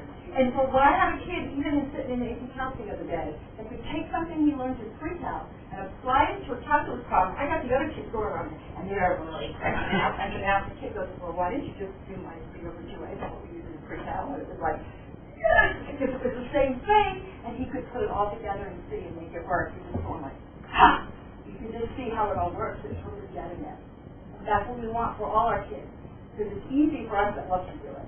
But for the little kids that struggle with it, we want them to realize you can still do it. You can still do it and be successful and thrive out there. Okay, so I'm just going to quickly show you some of what our textbooks have to offer. So just, I think I have to open these. How do I go back? And Heather, just think of maybe one example to shoot. Yeah. What do you want me to do? How do I use my link if it's going to do the link? Or maybe that's maybe enough for them. Okay. What you had asked was how can parents help? Yeah. The math books, starting in the elementary school, have a component where the parents can log in, and all the information is... And the terminology that they would need. The glossary, there's a glossary I was going to show you, which is English and Spanish, so for some of our population that's helpful if they speak another language. And the Khan Academy. Khan Academy is something that's free and does have tutorial videos and does have quiz questions. And if you go to the site on Mr. Ellis's, it's on my website, there's a link that brings up all the Common Core standards, and if you click on that standard, it brings you to the Khan Academy site where there's the video, there are the questions that you should be working on that's on this topic, and so that's a nice way rather than going to Khan Academy. Sometimes that's a little confusing as to where to go. But our textbooks also have tutorials and that step-by-step traditional way to solve the problem that sometimes parents just want to see that. It is all there. we do want to try to have students to solve it maybe a different strategy than that traditional way. But that traditional way works if they can defend why they chose it or how they got there. So if you think about, Tom said earlier, we would like to engage parents directly, and that's certainly the best. Many of the teachers have utilized their own teacher web page to have resources out there. I know the elementary coaches have a video that they created really explaining this as another way for parents to kind of understand. It is a different way of thinking than when we were taught, but to Jill's point, we're hoping that all students really have a deep understanding and mastery of this, and not just, these are the math folks, and I don't like math, and I might do these this folks here. And so really that's, from a curricular standpoint, what we're hoping for, because it's a job market today, you have to have thinkers. And this is really trying to get around how to be good thinkers in the macro. So, if anyone maybe has any questions for our math instructional coaches? I think it's really important to filter down some information to the parents, because I think a lot of parents are going to be very frustrated. I can say that I have 5 children. They've all gone through Waterford. These guys are excellent about getting that information to parents. Yeah. And my kids are able to come. They're 11 now. They're in 6th grade. They're able to come home. This is the website we go to. Here's what we have to do. They'll sit with me on the computer, and thankfully I kind of get what they're doing, but just having a 22-year-old down to an 11-year-old all through the whole trip, I can tell you that the resources are there if the parents take the time to get it out of the backpack and get involved. It's all there. They definitely send it home. So speaking from my own personal experience, I know that they're really great about it. Is it easily accessible? Oh, absolutely. And each child has their own individual, if they use extra things like extra math or other things like FT Math or Alexia or things of that nature. They have their own passwords. The teachers are very good about, they send them home. They have their own individual sign-in, login information. That way, if they do the work at home, the teachers can keep track of their progress at home if that's something that the teacher likes them to do, or if they want to work on it for enrichment. So it's very, it's very give and take, and it's available if the parents take the time to take it out of the backpack and sit with the child and actually do it. So it definitely does come home. They do their part to make sure it gets there. So, this very comprehensive presentation tonight was just another way to kind of show, the thinking and the sequence and how it's all building upon each other to having successful high school. Oh, no, I was just going to say our book also, which is a really nice part of the algebra 2 book, geometry, and the algebra 1 3 that we use in high school. Also, every child on the group assignment is a graphing calculator and a scientific calculator. So there's no reason if you have to say, don't come home, I just want a $100 calculator. It's all there. Yeah. I appreciate that. Oh, that's Years ago we didn't get home, so I like that. Right. Along with all that other good stuff that we have to do.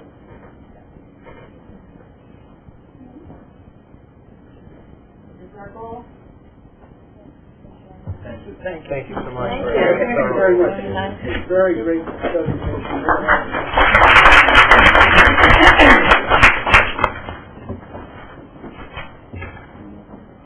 Okay, now we're down to the consent agenda. Can we have a motion to approve the consent agenda consisting of the minutes of the October 22nd, 2015 special meeting, the monthly expenditure report for October 2015, and the food service financial report for September 2015?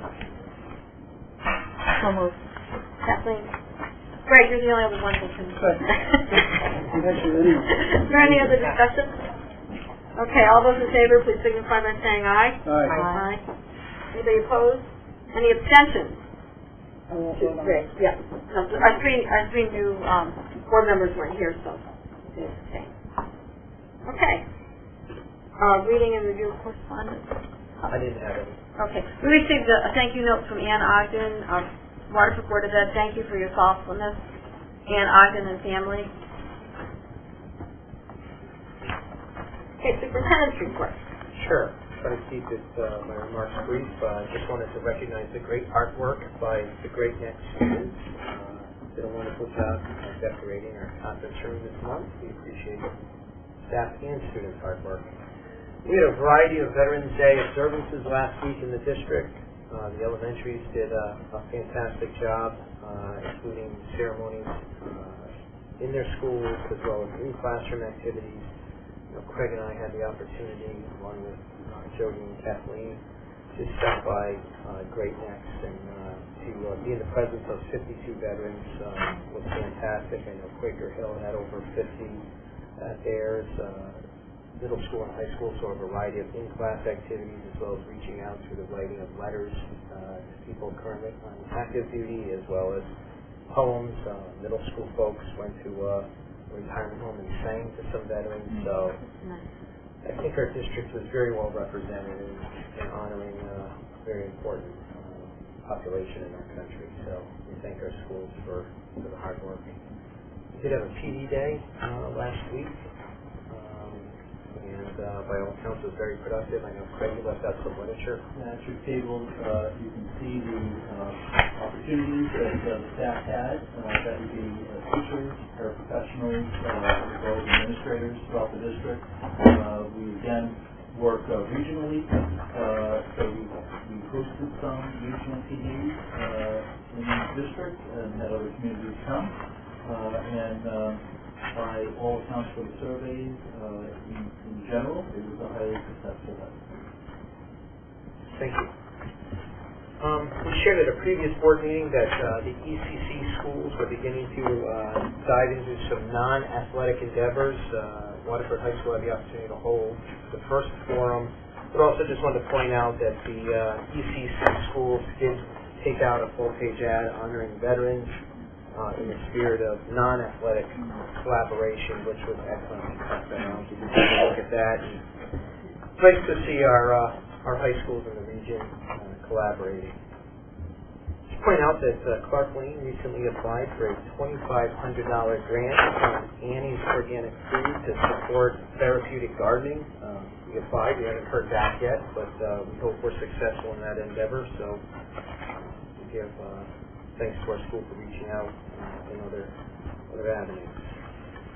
Kathy Malone and myself were able to sit on a panel last week regarding gaps in mental health services hosted by Representative McCarty.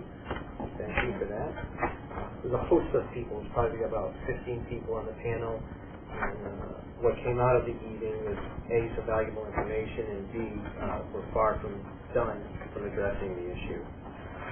It was a good number of our staff here in Waterford attended that forum, so it was a great evening.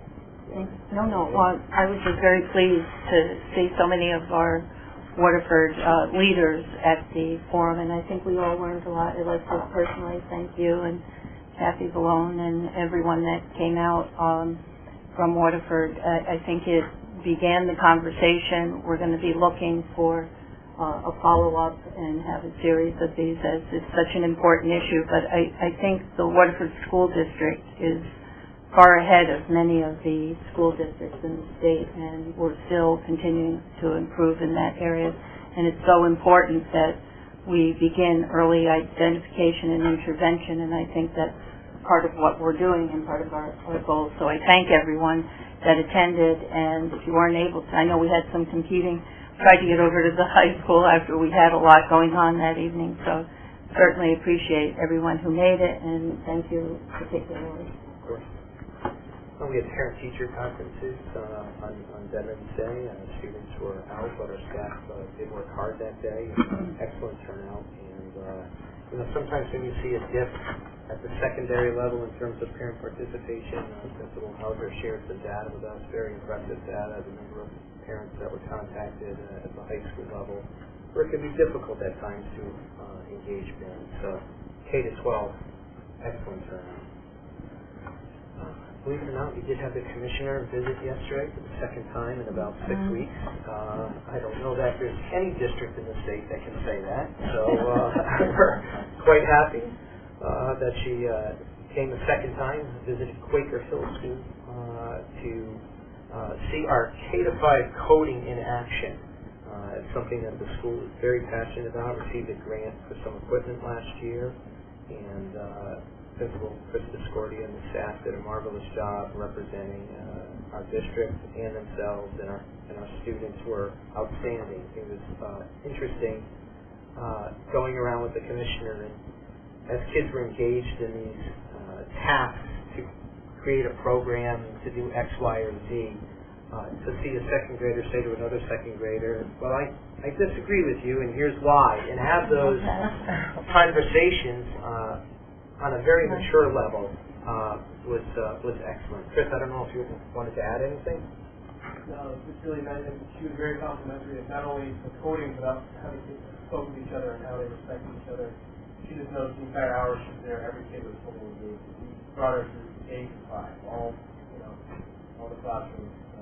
She wants to come back and do video, promotional video for science.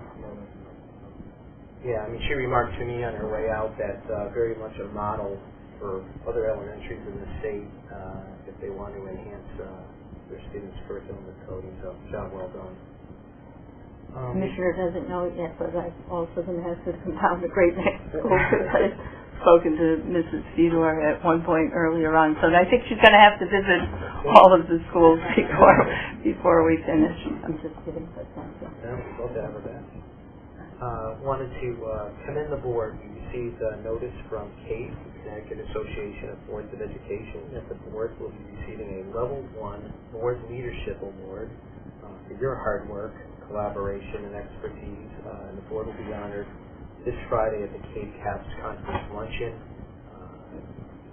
McCarty will be there and accept that award on behalf of the board, and we'll be sure to display it proudly in the hall with many other awards this fine board has received. So, job well done to the board. You don't often get pats on the back, but tonight is one where you should. So, thank you. And I'd be remiss as my final piece of the superintendent's report if I didn't wish a happy birthday to Andre Hauser. And you're here instead of That concludes the superintendent's report. Okay, now we're down to committee and other reports. Does anybody have any committee reports? Nothing. Metrocast meets tomorrow. Metrocast. I'm calling that, excuse me, Atlantic Broadband meets tomorrow. Kathleen, do you have any reports from Hartford? It just came from them that we're they're not directly related to education, so I'm not sure that we want to hear about all that's going on there in Hartford. But we did. I said to Jody, if you're interested, make it very short. I will come and on occasion give you some updates on the education bills that have gone through the legislative process this time, and those important ones. You know about the student assessment, child protection, and I'm sure Mr. Powers will get to each one of those legislative bills some way throughout the year with the policy work that we're doing. But in the future, if you'd like me to, I'd be happy to talk about maybe one bill at a time. Is the governor going to restore the money to the budget? I didn't know she was going to come back to something that had to do with the budget. I'll keep you very informed. I'm very upset. I promise. I know that. Pardon me? Does he know that? Yes, he does. I wrote him a letter. Okay, I have the Youth Service Bureau report. Annie put together a culmination of all the hours that were spent in the Youth Service Bureau with, first of all, Waterford Children volunteers. These are our high school students. 2,894 hours throughout the year. Youth Service Bureau offered 35 program opportunities that encourage young people to interact with each other and develop social skills. They offered 35 programs after school, which typically was limited to only 25 students, and they had about a 5 to 15 student waiting list for each program. The program's attracted over 300 students since its inception in 2013. That's the Furry and Fuzzy Friends program. The Camp Dash welcomed 170 students each week with waiting lists of young people eager to join. We had 165 teens who, at the end of the summer, received the highest scores on satisfaction surveys completed by campers, parents, and caregivers. So I'm really proud of our high school students here in Waterford. And the final recap on programs, they serviced 3,929 children between the ages of birth to 18. As far as mental health goes, these numbers were staggering to me. The past year we had 801 inquiries for mental health services. That's why it's so important with what Kathleen's been working with mental health. It's very, very important. Case management services was provided to 489 households in town. The Department's Juvenile Review Board diverted 46 juvenile offenders from the formal juvenile justice system. I'm really happy about that, too. Right now, they're working very hard on the holiday programs. They did Stuff the Bus last Friday, and it was phenomenal. The children in Waterford donated so much food, and they'll be able to help many families have a decent meal at Thanksgiving. They case managed 482 residents who experienced food insecurity year-round. And during the holiday, we provided 280 food baskets. This was last year at Thanksgiving and Christmas. And 510 students received holiday gifts and food from 419 donor groups, represented residents, civics groups, faith-based organizations, businesses, town employees, schools, and students. And 142 households turned to Youth Service Bureau for helping them with housing matters during the year. So as you can see, the Youth Service Bureau is very, very busy. And they already started their holiday program, and I was wondering if as a board we might want to adopt a family. I know a lot of the schools adopt families, the classes, and the administrators do. So if you would like to, just see me after our meeting, and I'll contact Youth Service Bureau, and maybe we could do that. Dancing with the Stars is going to be February 19th at 7 p.m. at Waterford High School in the auditorium. And I think that's it. The Youth Service Bureau. We had a school building committee meeting earlier, and the high school is in really good shape. We're finishing a lot of most of the projects that we had open. The roof is all. I was hoping Jay. Oh, Jay, you got to tell them about the roof, please. She can explain better than I can. The roof vent is repaired. We should be good to go in our next week. And then Jay and company was in Peckham Park. They're able to come in under budget so far with Perennial Harmony, finishing up the landscaping that our site work company was supposed to do but didn't get done. That's done. I didn't mention names. Let's see. Oh, in the Friendship School, we had a meeting there, and then I asked Andrea Simmons, the principal, if she wanted me to mention anything to our board, and she just sent me a quick note this afternoon. She said if you would like to mention that we are starting up the parent programs through New London Youth Affairs in January and March to May, that might be good for the board to know. NLYA has invited Waterford families to participate. These are programs I talked about at the last governing meeting, Agents of Transformation, to help families with their child's difficult behaviors, and Yukon People Empowering People to help families communicate with their children. These programs are free of charge. She said she's not sure that the Board of Ed is, she wasn't sure if I should mention this, but I thought I should. I wanted you all to know. The Friendship School teachers, kindergarten teachers attended professional workshop development on the Regional Professional Development Day on November 3rd. And she is grateful for the continued partnership with Craig's work to incorporate our teachers. So thank you. That's it. Okay. Let's see. Now we're down to new business. Discussion and possible action regarding the Board of Education's goal for 2015 to 16. That was enclosed in our packet. We had some discussion last month to enhance those goals, revise the draft. hopefully reflect the thoughts of that meeting. I know you had some additional thoughts on number 2. I don't want to speak for Jody, but we talked briefly.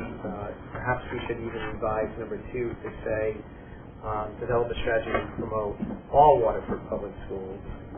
We are seeing increased competition at the elementary and middle school level from magnet schools.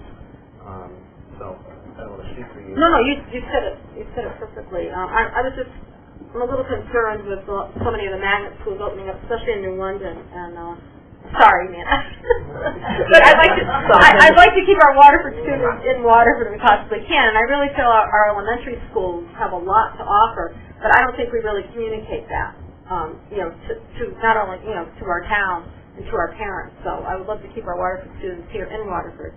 So I would like to keep that part of our, and enhance this goal to include all schools. Nothing. Do we have data because as we've gone through this and we've talked mostly at the high school level and somewhat the middle school, but do we have a number of students at the elementary level that are leaving to go over to the magnet school? Do we? So we do. In our monthly October 1 enrollment, we captured who has gone to New London, moved to an all district magnet, Nathan Hale and Winthrop and James, as well as historically Armagnac. Those would be the elementary off the top of my head.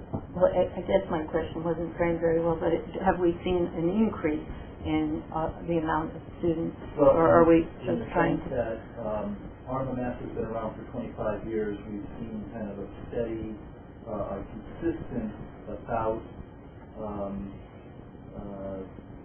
24 to 30 students a year in that school.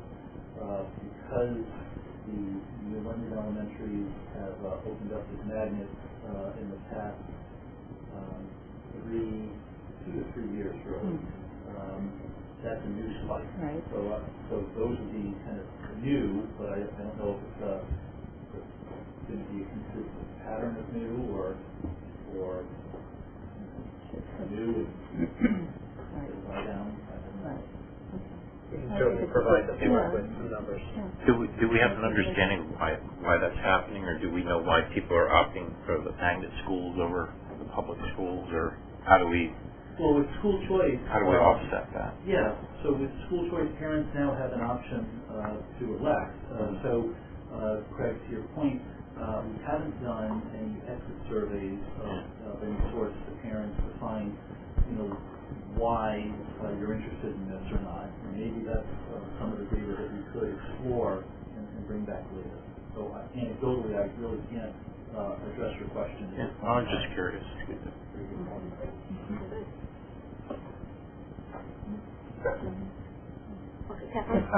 Are we finished with 2? Yes. Number 2. Yes. Okay.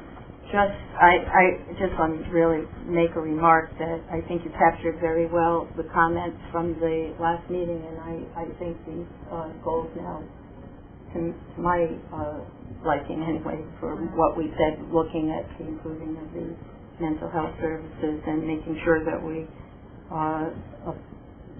provide the nice, effective professional development and to be sure it's the right amount. So I think everything that we discussed here at the board the last meeting you've identified and really captured well in the goals, so I'm fine. Thank you. Anybody else? Does the new board members have any comments about our goals? I'll remind you that these are essentially to get us to the end of this year. If these are approved, we'll enter a strategic planning process, presumably this summer, that will really guide the focus of the board moving forward for that. So many of these I would assume would end up in a strategic plan because it's good work and the work we should be doing. So I don't want you to think you're locking in for 10 years. This is really to get to the end of the year. If I may, on number 6, I know when we had the presentation last month, we all talked about the SBAC testing and there was some concern about the amount of testing that's going on and whether the SBAC is actually the best tool or the best indicator. So just, you asked me for a little legislative update. There is a bill that did go through that formed a committee, and maybe Martha or Linda know about that, with the CEA, that has put a committee together to really look at the SBAC testing. So I would stay tuned on that and see where it goes. I mean, it's what we have now, but in a lot of the districts with the children using the computer and not having the computer skills and different levels of skills. So I think it's an ongoing study. Right now it's what we have, and we're, as a district, are using it and moving forward with it. But I wouldn't, I don't want to make a prediction, but I would say that this is a issue that the legislature is really looking at closely, and there's going to be ongoing discussion about that, the testing. So we just added that. So it goes along with number 6, but we'll keep right on it. That's good to know. Right? I continue to have concerns about part of number 5 in terms of budget. I think we're struggling to hold on to the financing we have. And yes, it would be nice to think about exploring expanding the language opportunities at the high school. I don't know if it's doable, but at the elementary level, I think we're kidding ourselves. I don't think that anything we do at the elementary level is going to be of sufficient density or exposure to make one iota of difference in the acquisition of foreign languages by our student population. I'd be more comfortable deleting that K through 5. That might make it more realistic to possibly add another foreign language at the high school, although that's going to be a real problem. One person's opinion. Well, can we just, I mean, we just put explore. It didn't say that we were going to do it. When we give goals to the administration, boy, they follow through on them. And we're asking them to devote a lot of resources and time and effort to maybe a fool's errand at the end of the day. So, world language is scheduled to come up for a curricular review in 2017. If that's something that the board seems to put on pause until that moment, that could be something. With respect to high school opportunities, I think you heard earlier in tonight's report, with some online offerings like Edgenuity, we may be able to expand at the high school level some offerings for other world languages without a dramatic impact or no impact on staffing, just to round out great points. May I say, and not to get into disagreement with my esteemed colleagues, but I come from a different perspective, and having been a world language teacher for many decades, and knowing and starting world language study in preschool, I can tell you that the earlier you're exposed to a world language, the much easier it becomes to acquire the skills.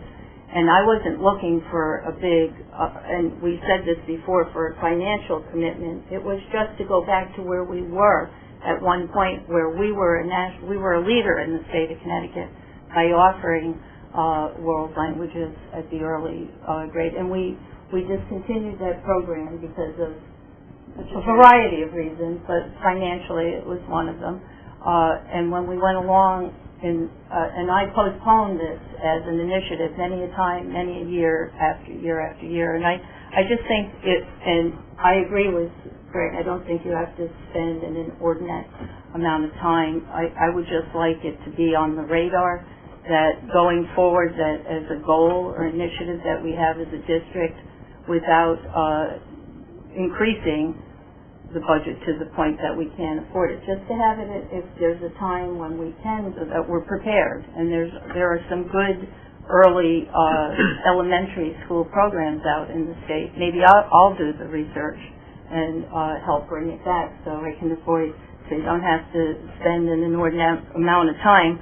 But I would like to see eventually that we go forward and that we give our world languages the serious look that they deserve in our district. I think that we've had them before, and there's an awful lot of studies that show when you start a language early on that it improves all of your skills later. We look at how we're correlating the interdisciplinary with math and with our language arts. Well, you could probably add to that the world language study. So I'm going to make an argument that I would like to see us look at the world language program. I know for the new board members that were not here years ago, we had this, and even we decided that we wanted to improve it. And at the time when we said as a board that we would go with that division, it was with the understanding that eventually, and Jody, you can back me up on this, that we said we would come back at some point,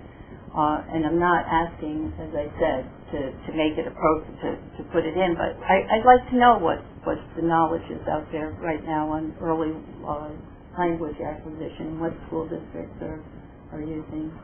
Why did we not, instead of expanding Waterford High School, what happens to middle school? You've got the elementary school and you've got the high school. What happens to the middle school? Well, if I may, I think that a few years back, and Greg, please help me with that, there was a strong effort to transition the middle school and the high school programs together, and I think we've made quite a bit of progress in that area. Correct me if I'm wrong. Just a little bit of background. At the middle school we offer French, Spanish offerings, and by 3 years of going into a middle school language gets you into level 2 at the high school level. And it's not to say that we wouldn't look at middle school offerings as we look at the Unified Arts schedule. It is something that Jim Sachs and I have been toying with the past couple of years. But it's to say that really there's no elementary offerings, and my point earlier about high school, you could think about online, some offerings at the middle school level, or other combinations. So to your point, it could be included as a whole look. And I think the deeper dive would be when we do a curricular review. Sure. Not to say that we couldn't lay the groundwork now. Do we offer the exact same languages in high school and middle school? We add on Latin at the high school, okay. And if Latin wasn't so popular, and we didn't have a full caseload at the high school, Jim and I had talked about maybe introducing an exploratory at the middle school. Latin world language teachers are hard to find. Right. Latin teachers are exponentially harder to find. So if it was to bring a teacher from part-time to full-time, that would really be an achievable goal. But to find an additional little bit right. Would be near impossible. No, I understand. But it was just wondering why we left out the middle school. In the book. I'm sorry. We're only investigating and exploring the possibilities. If we're going to expand the high school, why not expand the middle school too? Oh no, I mean that was the one goal I had concerns with, and I just personally I've always thought it's easier to learn the language when you're younger to pick it up, and I think that it sticks. And even some of these, even with the math teachers, they're teaching them concepts that we probably would never thought had been taught when we were kids, and now these kids they soak it up. So I think as a goal, it may be worth just to have it on the planning radar, so that when the review comes up, like Craig's saying, we're headed in that direction, we're thinking about it, and then we go into that with a clear idea of where we hope to be. I Okay, did you have a chance to look into the Pericles group, their programs, because they've added, I heard that they've added Spanish, and it's not only Latin, now it's Spanish. Okay, so I didn't know about the Spanish. But Okay, I new. had Gene Frazier look into that, contact one of our former students. Kevin Balestrini, I'm really proud of him. In that, and to that further the conversation, we were thinking about offering that as a middle school elective when Jan was at a .7, but because really electives at the high school are student dependent on who signs up. Jan has since become needed to be full-time at the high school because of perfection and class sizes. So we haven't really pursued it much more because kind of the services are needed at the high school. But we did look into that. Okay. No, I mentioned before, this was years ago, that I think we eliminated a course at the high school because the teacher retired, and that's one of the concerns I always have, of letting who our staff is drive our curriculum. I think that's putting the cart before the horse. Now, we're going to have a curriculum that should be irrespective of who our staff is. You don't drop or not have a class because a teacher changes position. Either that class merits being taught or it doesn't. If it merits being taught, we go out and get the staffing. I agree. I agree with that goal. It is just to say that even with a very robust active recruiting, sometimes very specialized certifications are very hard to find, and because it's a public school, we really need to have adults who are certified teachers. With that being said, Commissioner Rental, on a different note, even said Monday that she doesn't want to restrict, say, computer sciences to like certification because she sees that that's a problem when you narrowly certify certain areas. And that speaks to whether it's realistic to aspire to certain goals. Kathleen? I just would like to say that there is a new bill out, and I mentioned it, that we will have teacher reciprocity now with interstate, and some of the requirements are different. So hopefully some of those shortage areas in the teacher pool will come back. So there's hope there that we will be able to find people that will be qualified for some of these shortage areas going forward. And I don't want to make a big point about this thing. It's just that, and I'm fine with just having it in a planning stage to look at as we go forward with the World Bank. I just would like to see languages as part of our overall initiative going forward. And I think we've made some very strong gains with the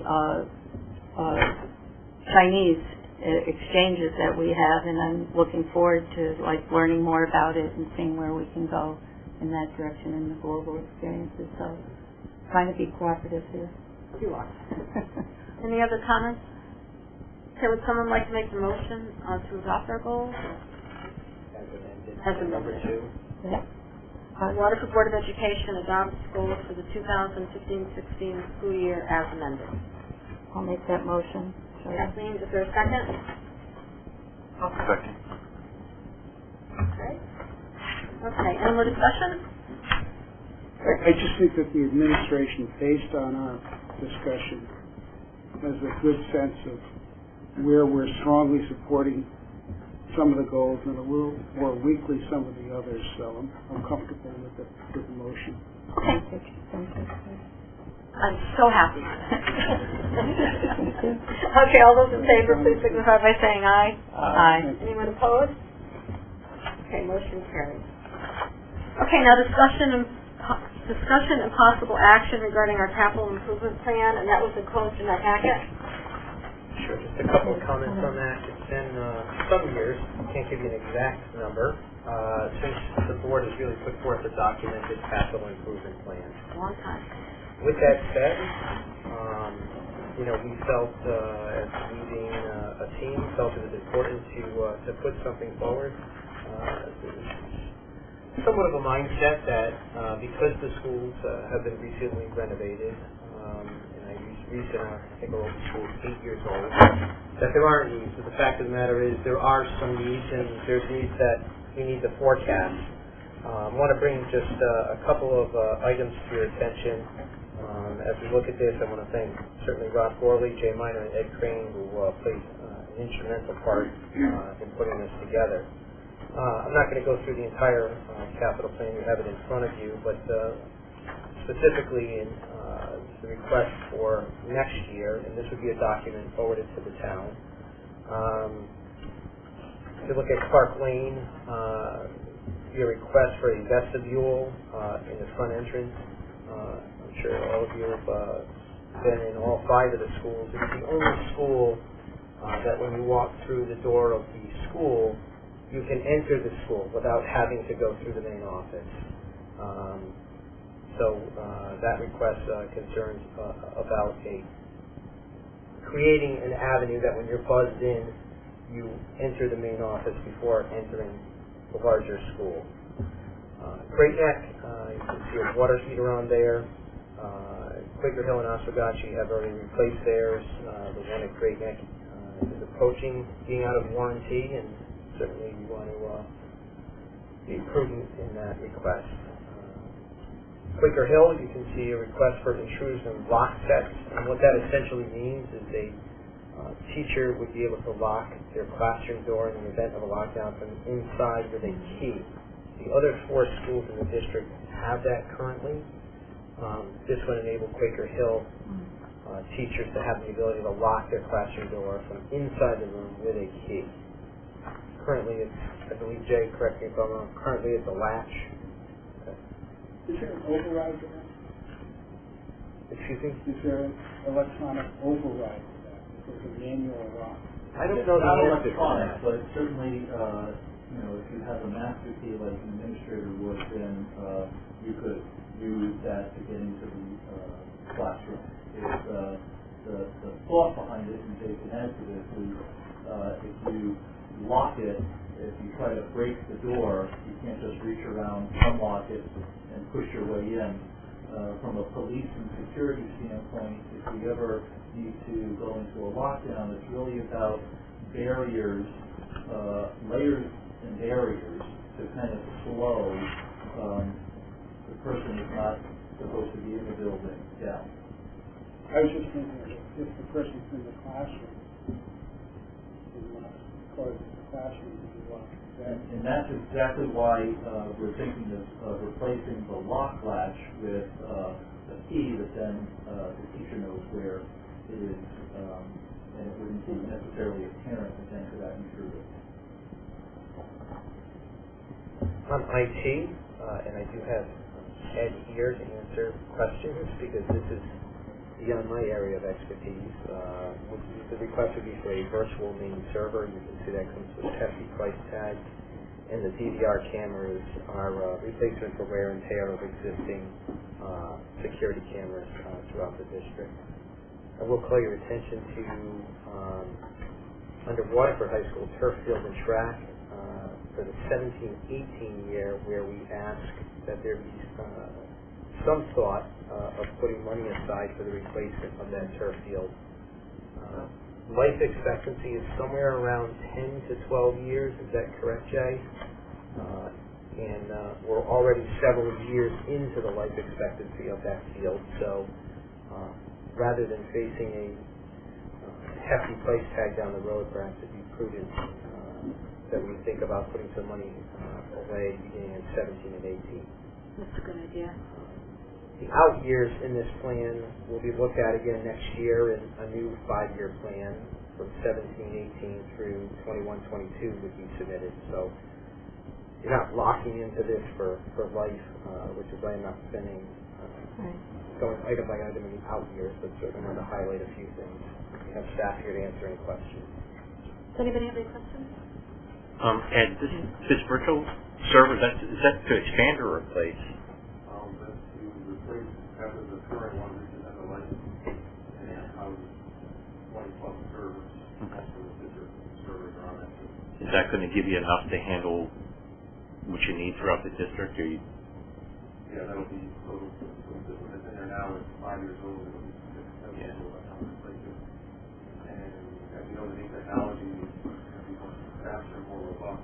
does come with a big price. Oh, yeah, yeah.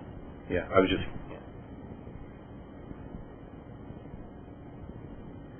Anybody else? Just as a very basic question to Jay. Just, Jay, what is, on the heat pumps and those kinds of things, what is the life expectancy on those? How long do those last? 13 to 20 years. Thank you. There's different heat pumps. Even from 2008 when we opened Wicker Hill to 2010, we opened Great Neck. There's a huge difference in technology in those 3 years. Thank you. And the Promethean boards, how many are we replacing each year for $200,000? Well, we have 220 of this. Okay. We have about 220. And, ideally, I was looking at this as replacing school at a time. At the age of the oldest school is Clark Lane. They're about 9 years old. It's not like entire heat, so I mean, there's components that we heat, but if you look at this setup here, it's pretty stable. Do you want to talk about what kind of gets replaced? Well, yeah, I mean, this also builds in that your house is changing. I'm not, instead of Promethean work, it really means Promethean work, so we're talking about some new technology that. Oh, okay, because I remember when we got the Promethean boards, I didn't think it was going to be this expensive to replace them. But it isn't just the board. It is good though, it's a package. You have the projector and then you have the board, and like Craig said, in some cases we would look at a project and say, hey, we don't need to replace the board, the board's fine. Right? But the stuff will fail eventually. The nature of it. There's actually computer processor that's attached to that thing, there's moving parts, and there's actually a sound shield that's attached to the speakers we use every classroom. There's a wireless component to it so the teacher can talk with the microphone. It's all one package, and this price is not necessarily replacing that whole package, we're just planning because systems are aging and there needs to be some money. Right. How long do they usually last? Well, the projectors that are the lead. The projectors don't last. The longest lasting component is the board. Clark Lane is still, they're all working. I think we've had to replace 2 boards. Boards are not very expensive because it's flat surface. There's a little less electronics built in, but the projectors that it's hard to get dim and they can't use them. It's blurry. And then some of the other components I talked about. So the projector is the key piece of it. And the technology is changing so that now they're actually selling systems that you don't need the board anymore. You just have like a smart projector that allows you to use the pen on a regular whiteboard. That's why I'm mentioning that if you don't set information, it doesn't necessarily mean it has to be information replacement. So whatever the system that teacher is using and the school is going to use, that we're not supposed to. It's really meant to be a placeholder more than anything. But the problem is that when you start to get up to 8, 10 years, and we're talking right now, a couple of them are going, we're going to start to have more and more going. And at that point, then, you're not going to replace them with what you've had, certainly. Right, you want the best technology. You're going to upgrade to the state-of-the-art that can be afforded. Thank you. Can I just ask, so you're meaning the board, like, you can use it as, like, where I'm at my school, I can use it as a dry erase board, but I can also use the pen and utilize it as it's like a smart board. Right, you can't do that with our system, but that might be the next one. That'll be good. And again, we would bring this forward again next year for the 4 out years plus the new 5th year. So certainly. I'm happy to see the turf field on here too, because several of us on the board were concerned about that. Is that artificial turf? Yeah. Yes. Anything else? Okay, if there aren't any other questions or discussions, would someone please like to make a motion that the Waterford Board of Education approve the capital improvement plan for 2016 through 2021 as discussed? So moved. Marcia, is there a second? Anybody? Okay. Kathleen? It keeps clicking out. Greg? Who did it? Greg? Okay. And you just mentioned that you've just come in under the wire because I've got to turn this in by Friday. Okay. Okay, all those in favor, please signify by saying aye. Aye. Anybody opposed? Okay, motion carries. Okay, now we're down to the discussion and possible action regarding the 2016-17 school year calendar, and that was also enclosed in our packet. Sure, just a couple of comments. Legislation passed in 2013 calling for regional calendars. There's 6 regions in the state. Ours will follow the regional calendar set forth by LEARN. The non-negotiable parts is that school will start on the last Wednesday in August. Again, that's set by LEARN. There's 5 days during the 4th or 5th week of December that are mandated. 5 days during the 2nd or 3rd week of April that are mandated. Election day shall be a PD day with no students attending school. That is a non-negotiable. One other common PD day that doesn't interfere with state testing. That's on the calendar, Friday, March 10th, 2017. And then each district gets 5 flexible days to make tweaks that are perhaps common in culture for that particular town, i.e., we recognize the Jewish holiday in the fall. Many districts do not. We utilize one of our flex days during that time. Our district calendar meets the criteria of the law and is in alignment with the regional calendar, and if there's questions, great. If not, that's great too. Okay. Any questions?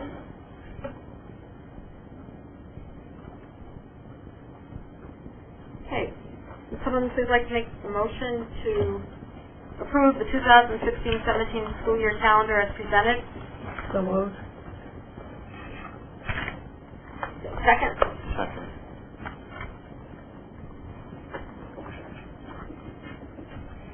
Okay, all those in favor, please signify by saying aye. Aye. Anyone opposed? Okay, motion carried. Okay, discussion and possible action regarding our 2016 Board of Education meeting schedule. That was enclosed in our packet. Does anybody have any comments about that?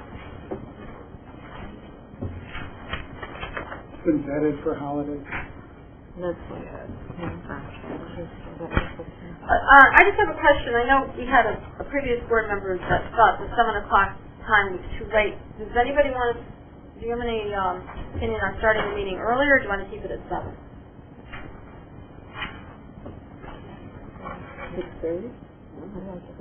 How late do they usually go?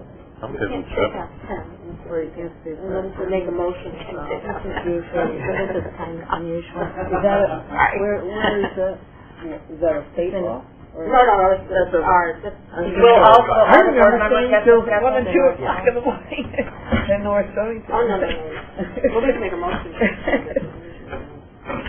Let's do I think 7 for me is Yeah, so I think so. 7?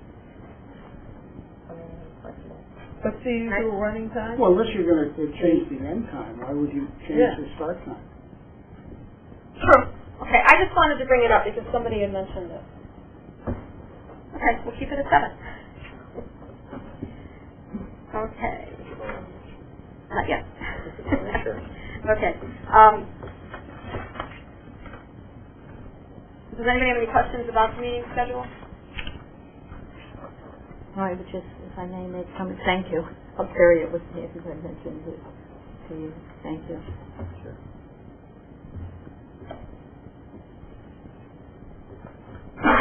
Okay, would someone like to make a motion to approve the 2016 Board of Education meeting schedule as proposed? Well, I just have one question. I'm sorry. Go ahead. Tuesday, November 15th. Why a Tuesday? Because of the CAVE conference, we go through this every year. CAVE, because Thanksgiving is the 4th Thursday. We used to bump it up to the 3rd Thursday, but we can't because it's the CAVE conference, and we have delegates from our board that are people from our board that go to the meeting Thursday night. Confuses the board too much. I wasn't confused. Totally confused. The top of our agenda is a meeting on Tuesday. I can afraid. So that's why we did that, Greg, so people could, board members could attend the CAVE conference on Thursday evening. I don't think we did it when you were on the board before, but we started doing it the last few years. We've been moving it up. Okay, is there a motion to approve the meeting schedule? Kathleen? Is there a second? I'll second. Amanda? Okay, all those in favor, please signify by saying aye. Aye. Anybody opposed? Okay, motion carries. Okay, now we need a motion, Board of Education, that we'll move into executive session and invite Mr. Giard, Ms. Wohler, and Mr. Hauser to attend for the purpose of discussion of a confidential student matter. Mr. Giard for the purpose of discussion of the superintendent's evaluation. Amanda? Is there a second? Second. All those in favor, please signify by saying aye. Aye. Anybody opposed? Motion carries. Thank you for coming. I'm Thank sorry you. our meeting was longer than usual. See you in December. Usually like 9 o'clock. Oh, we don't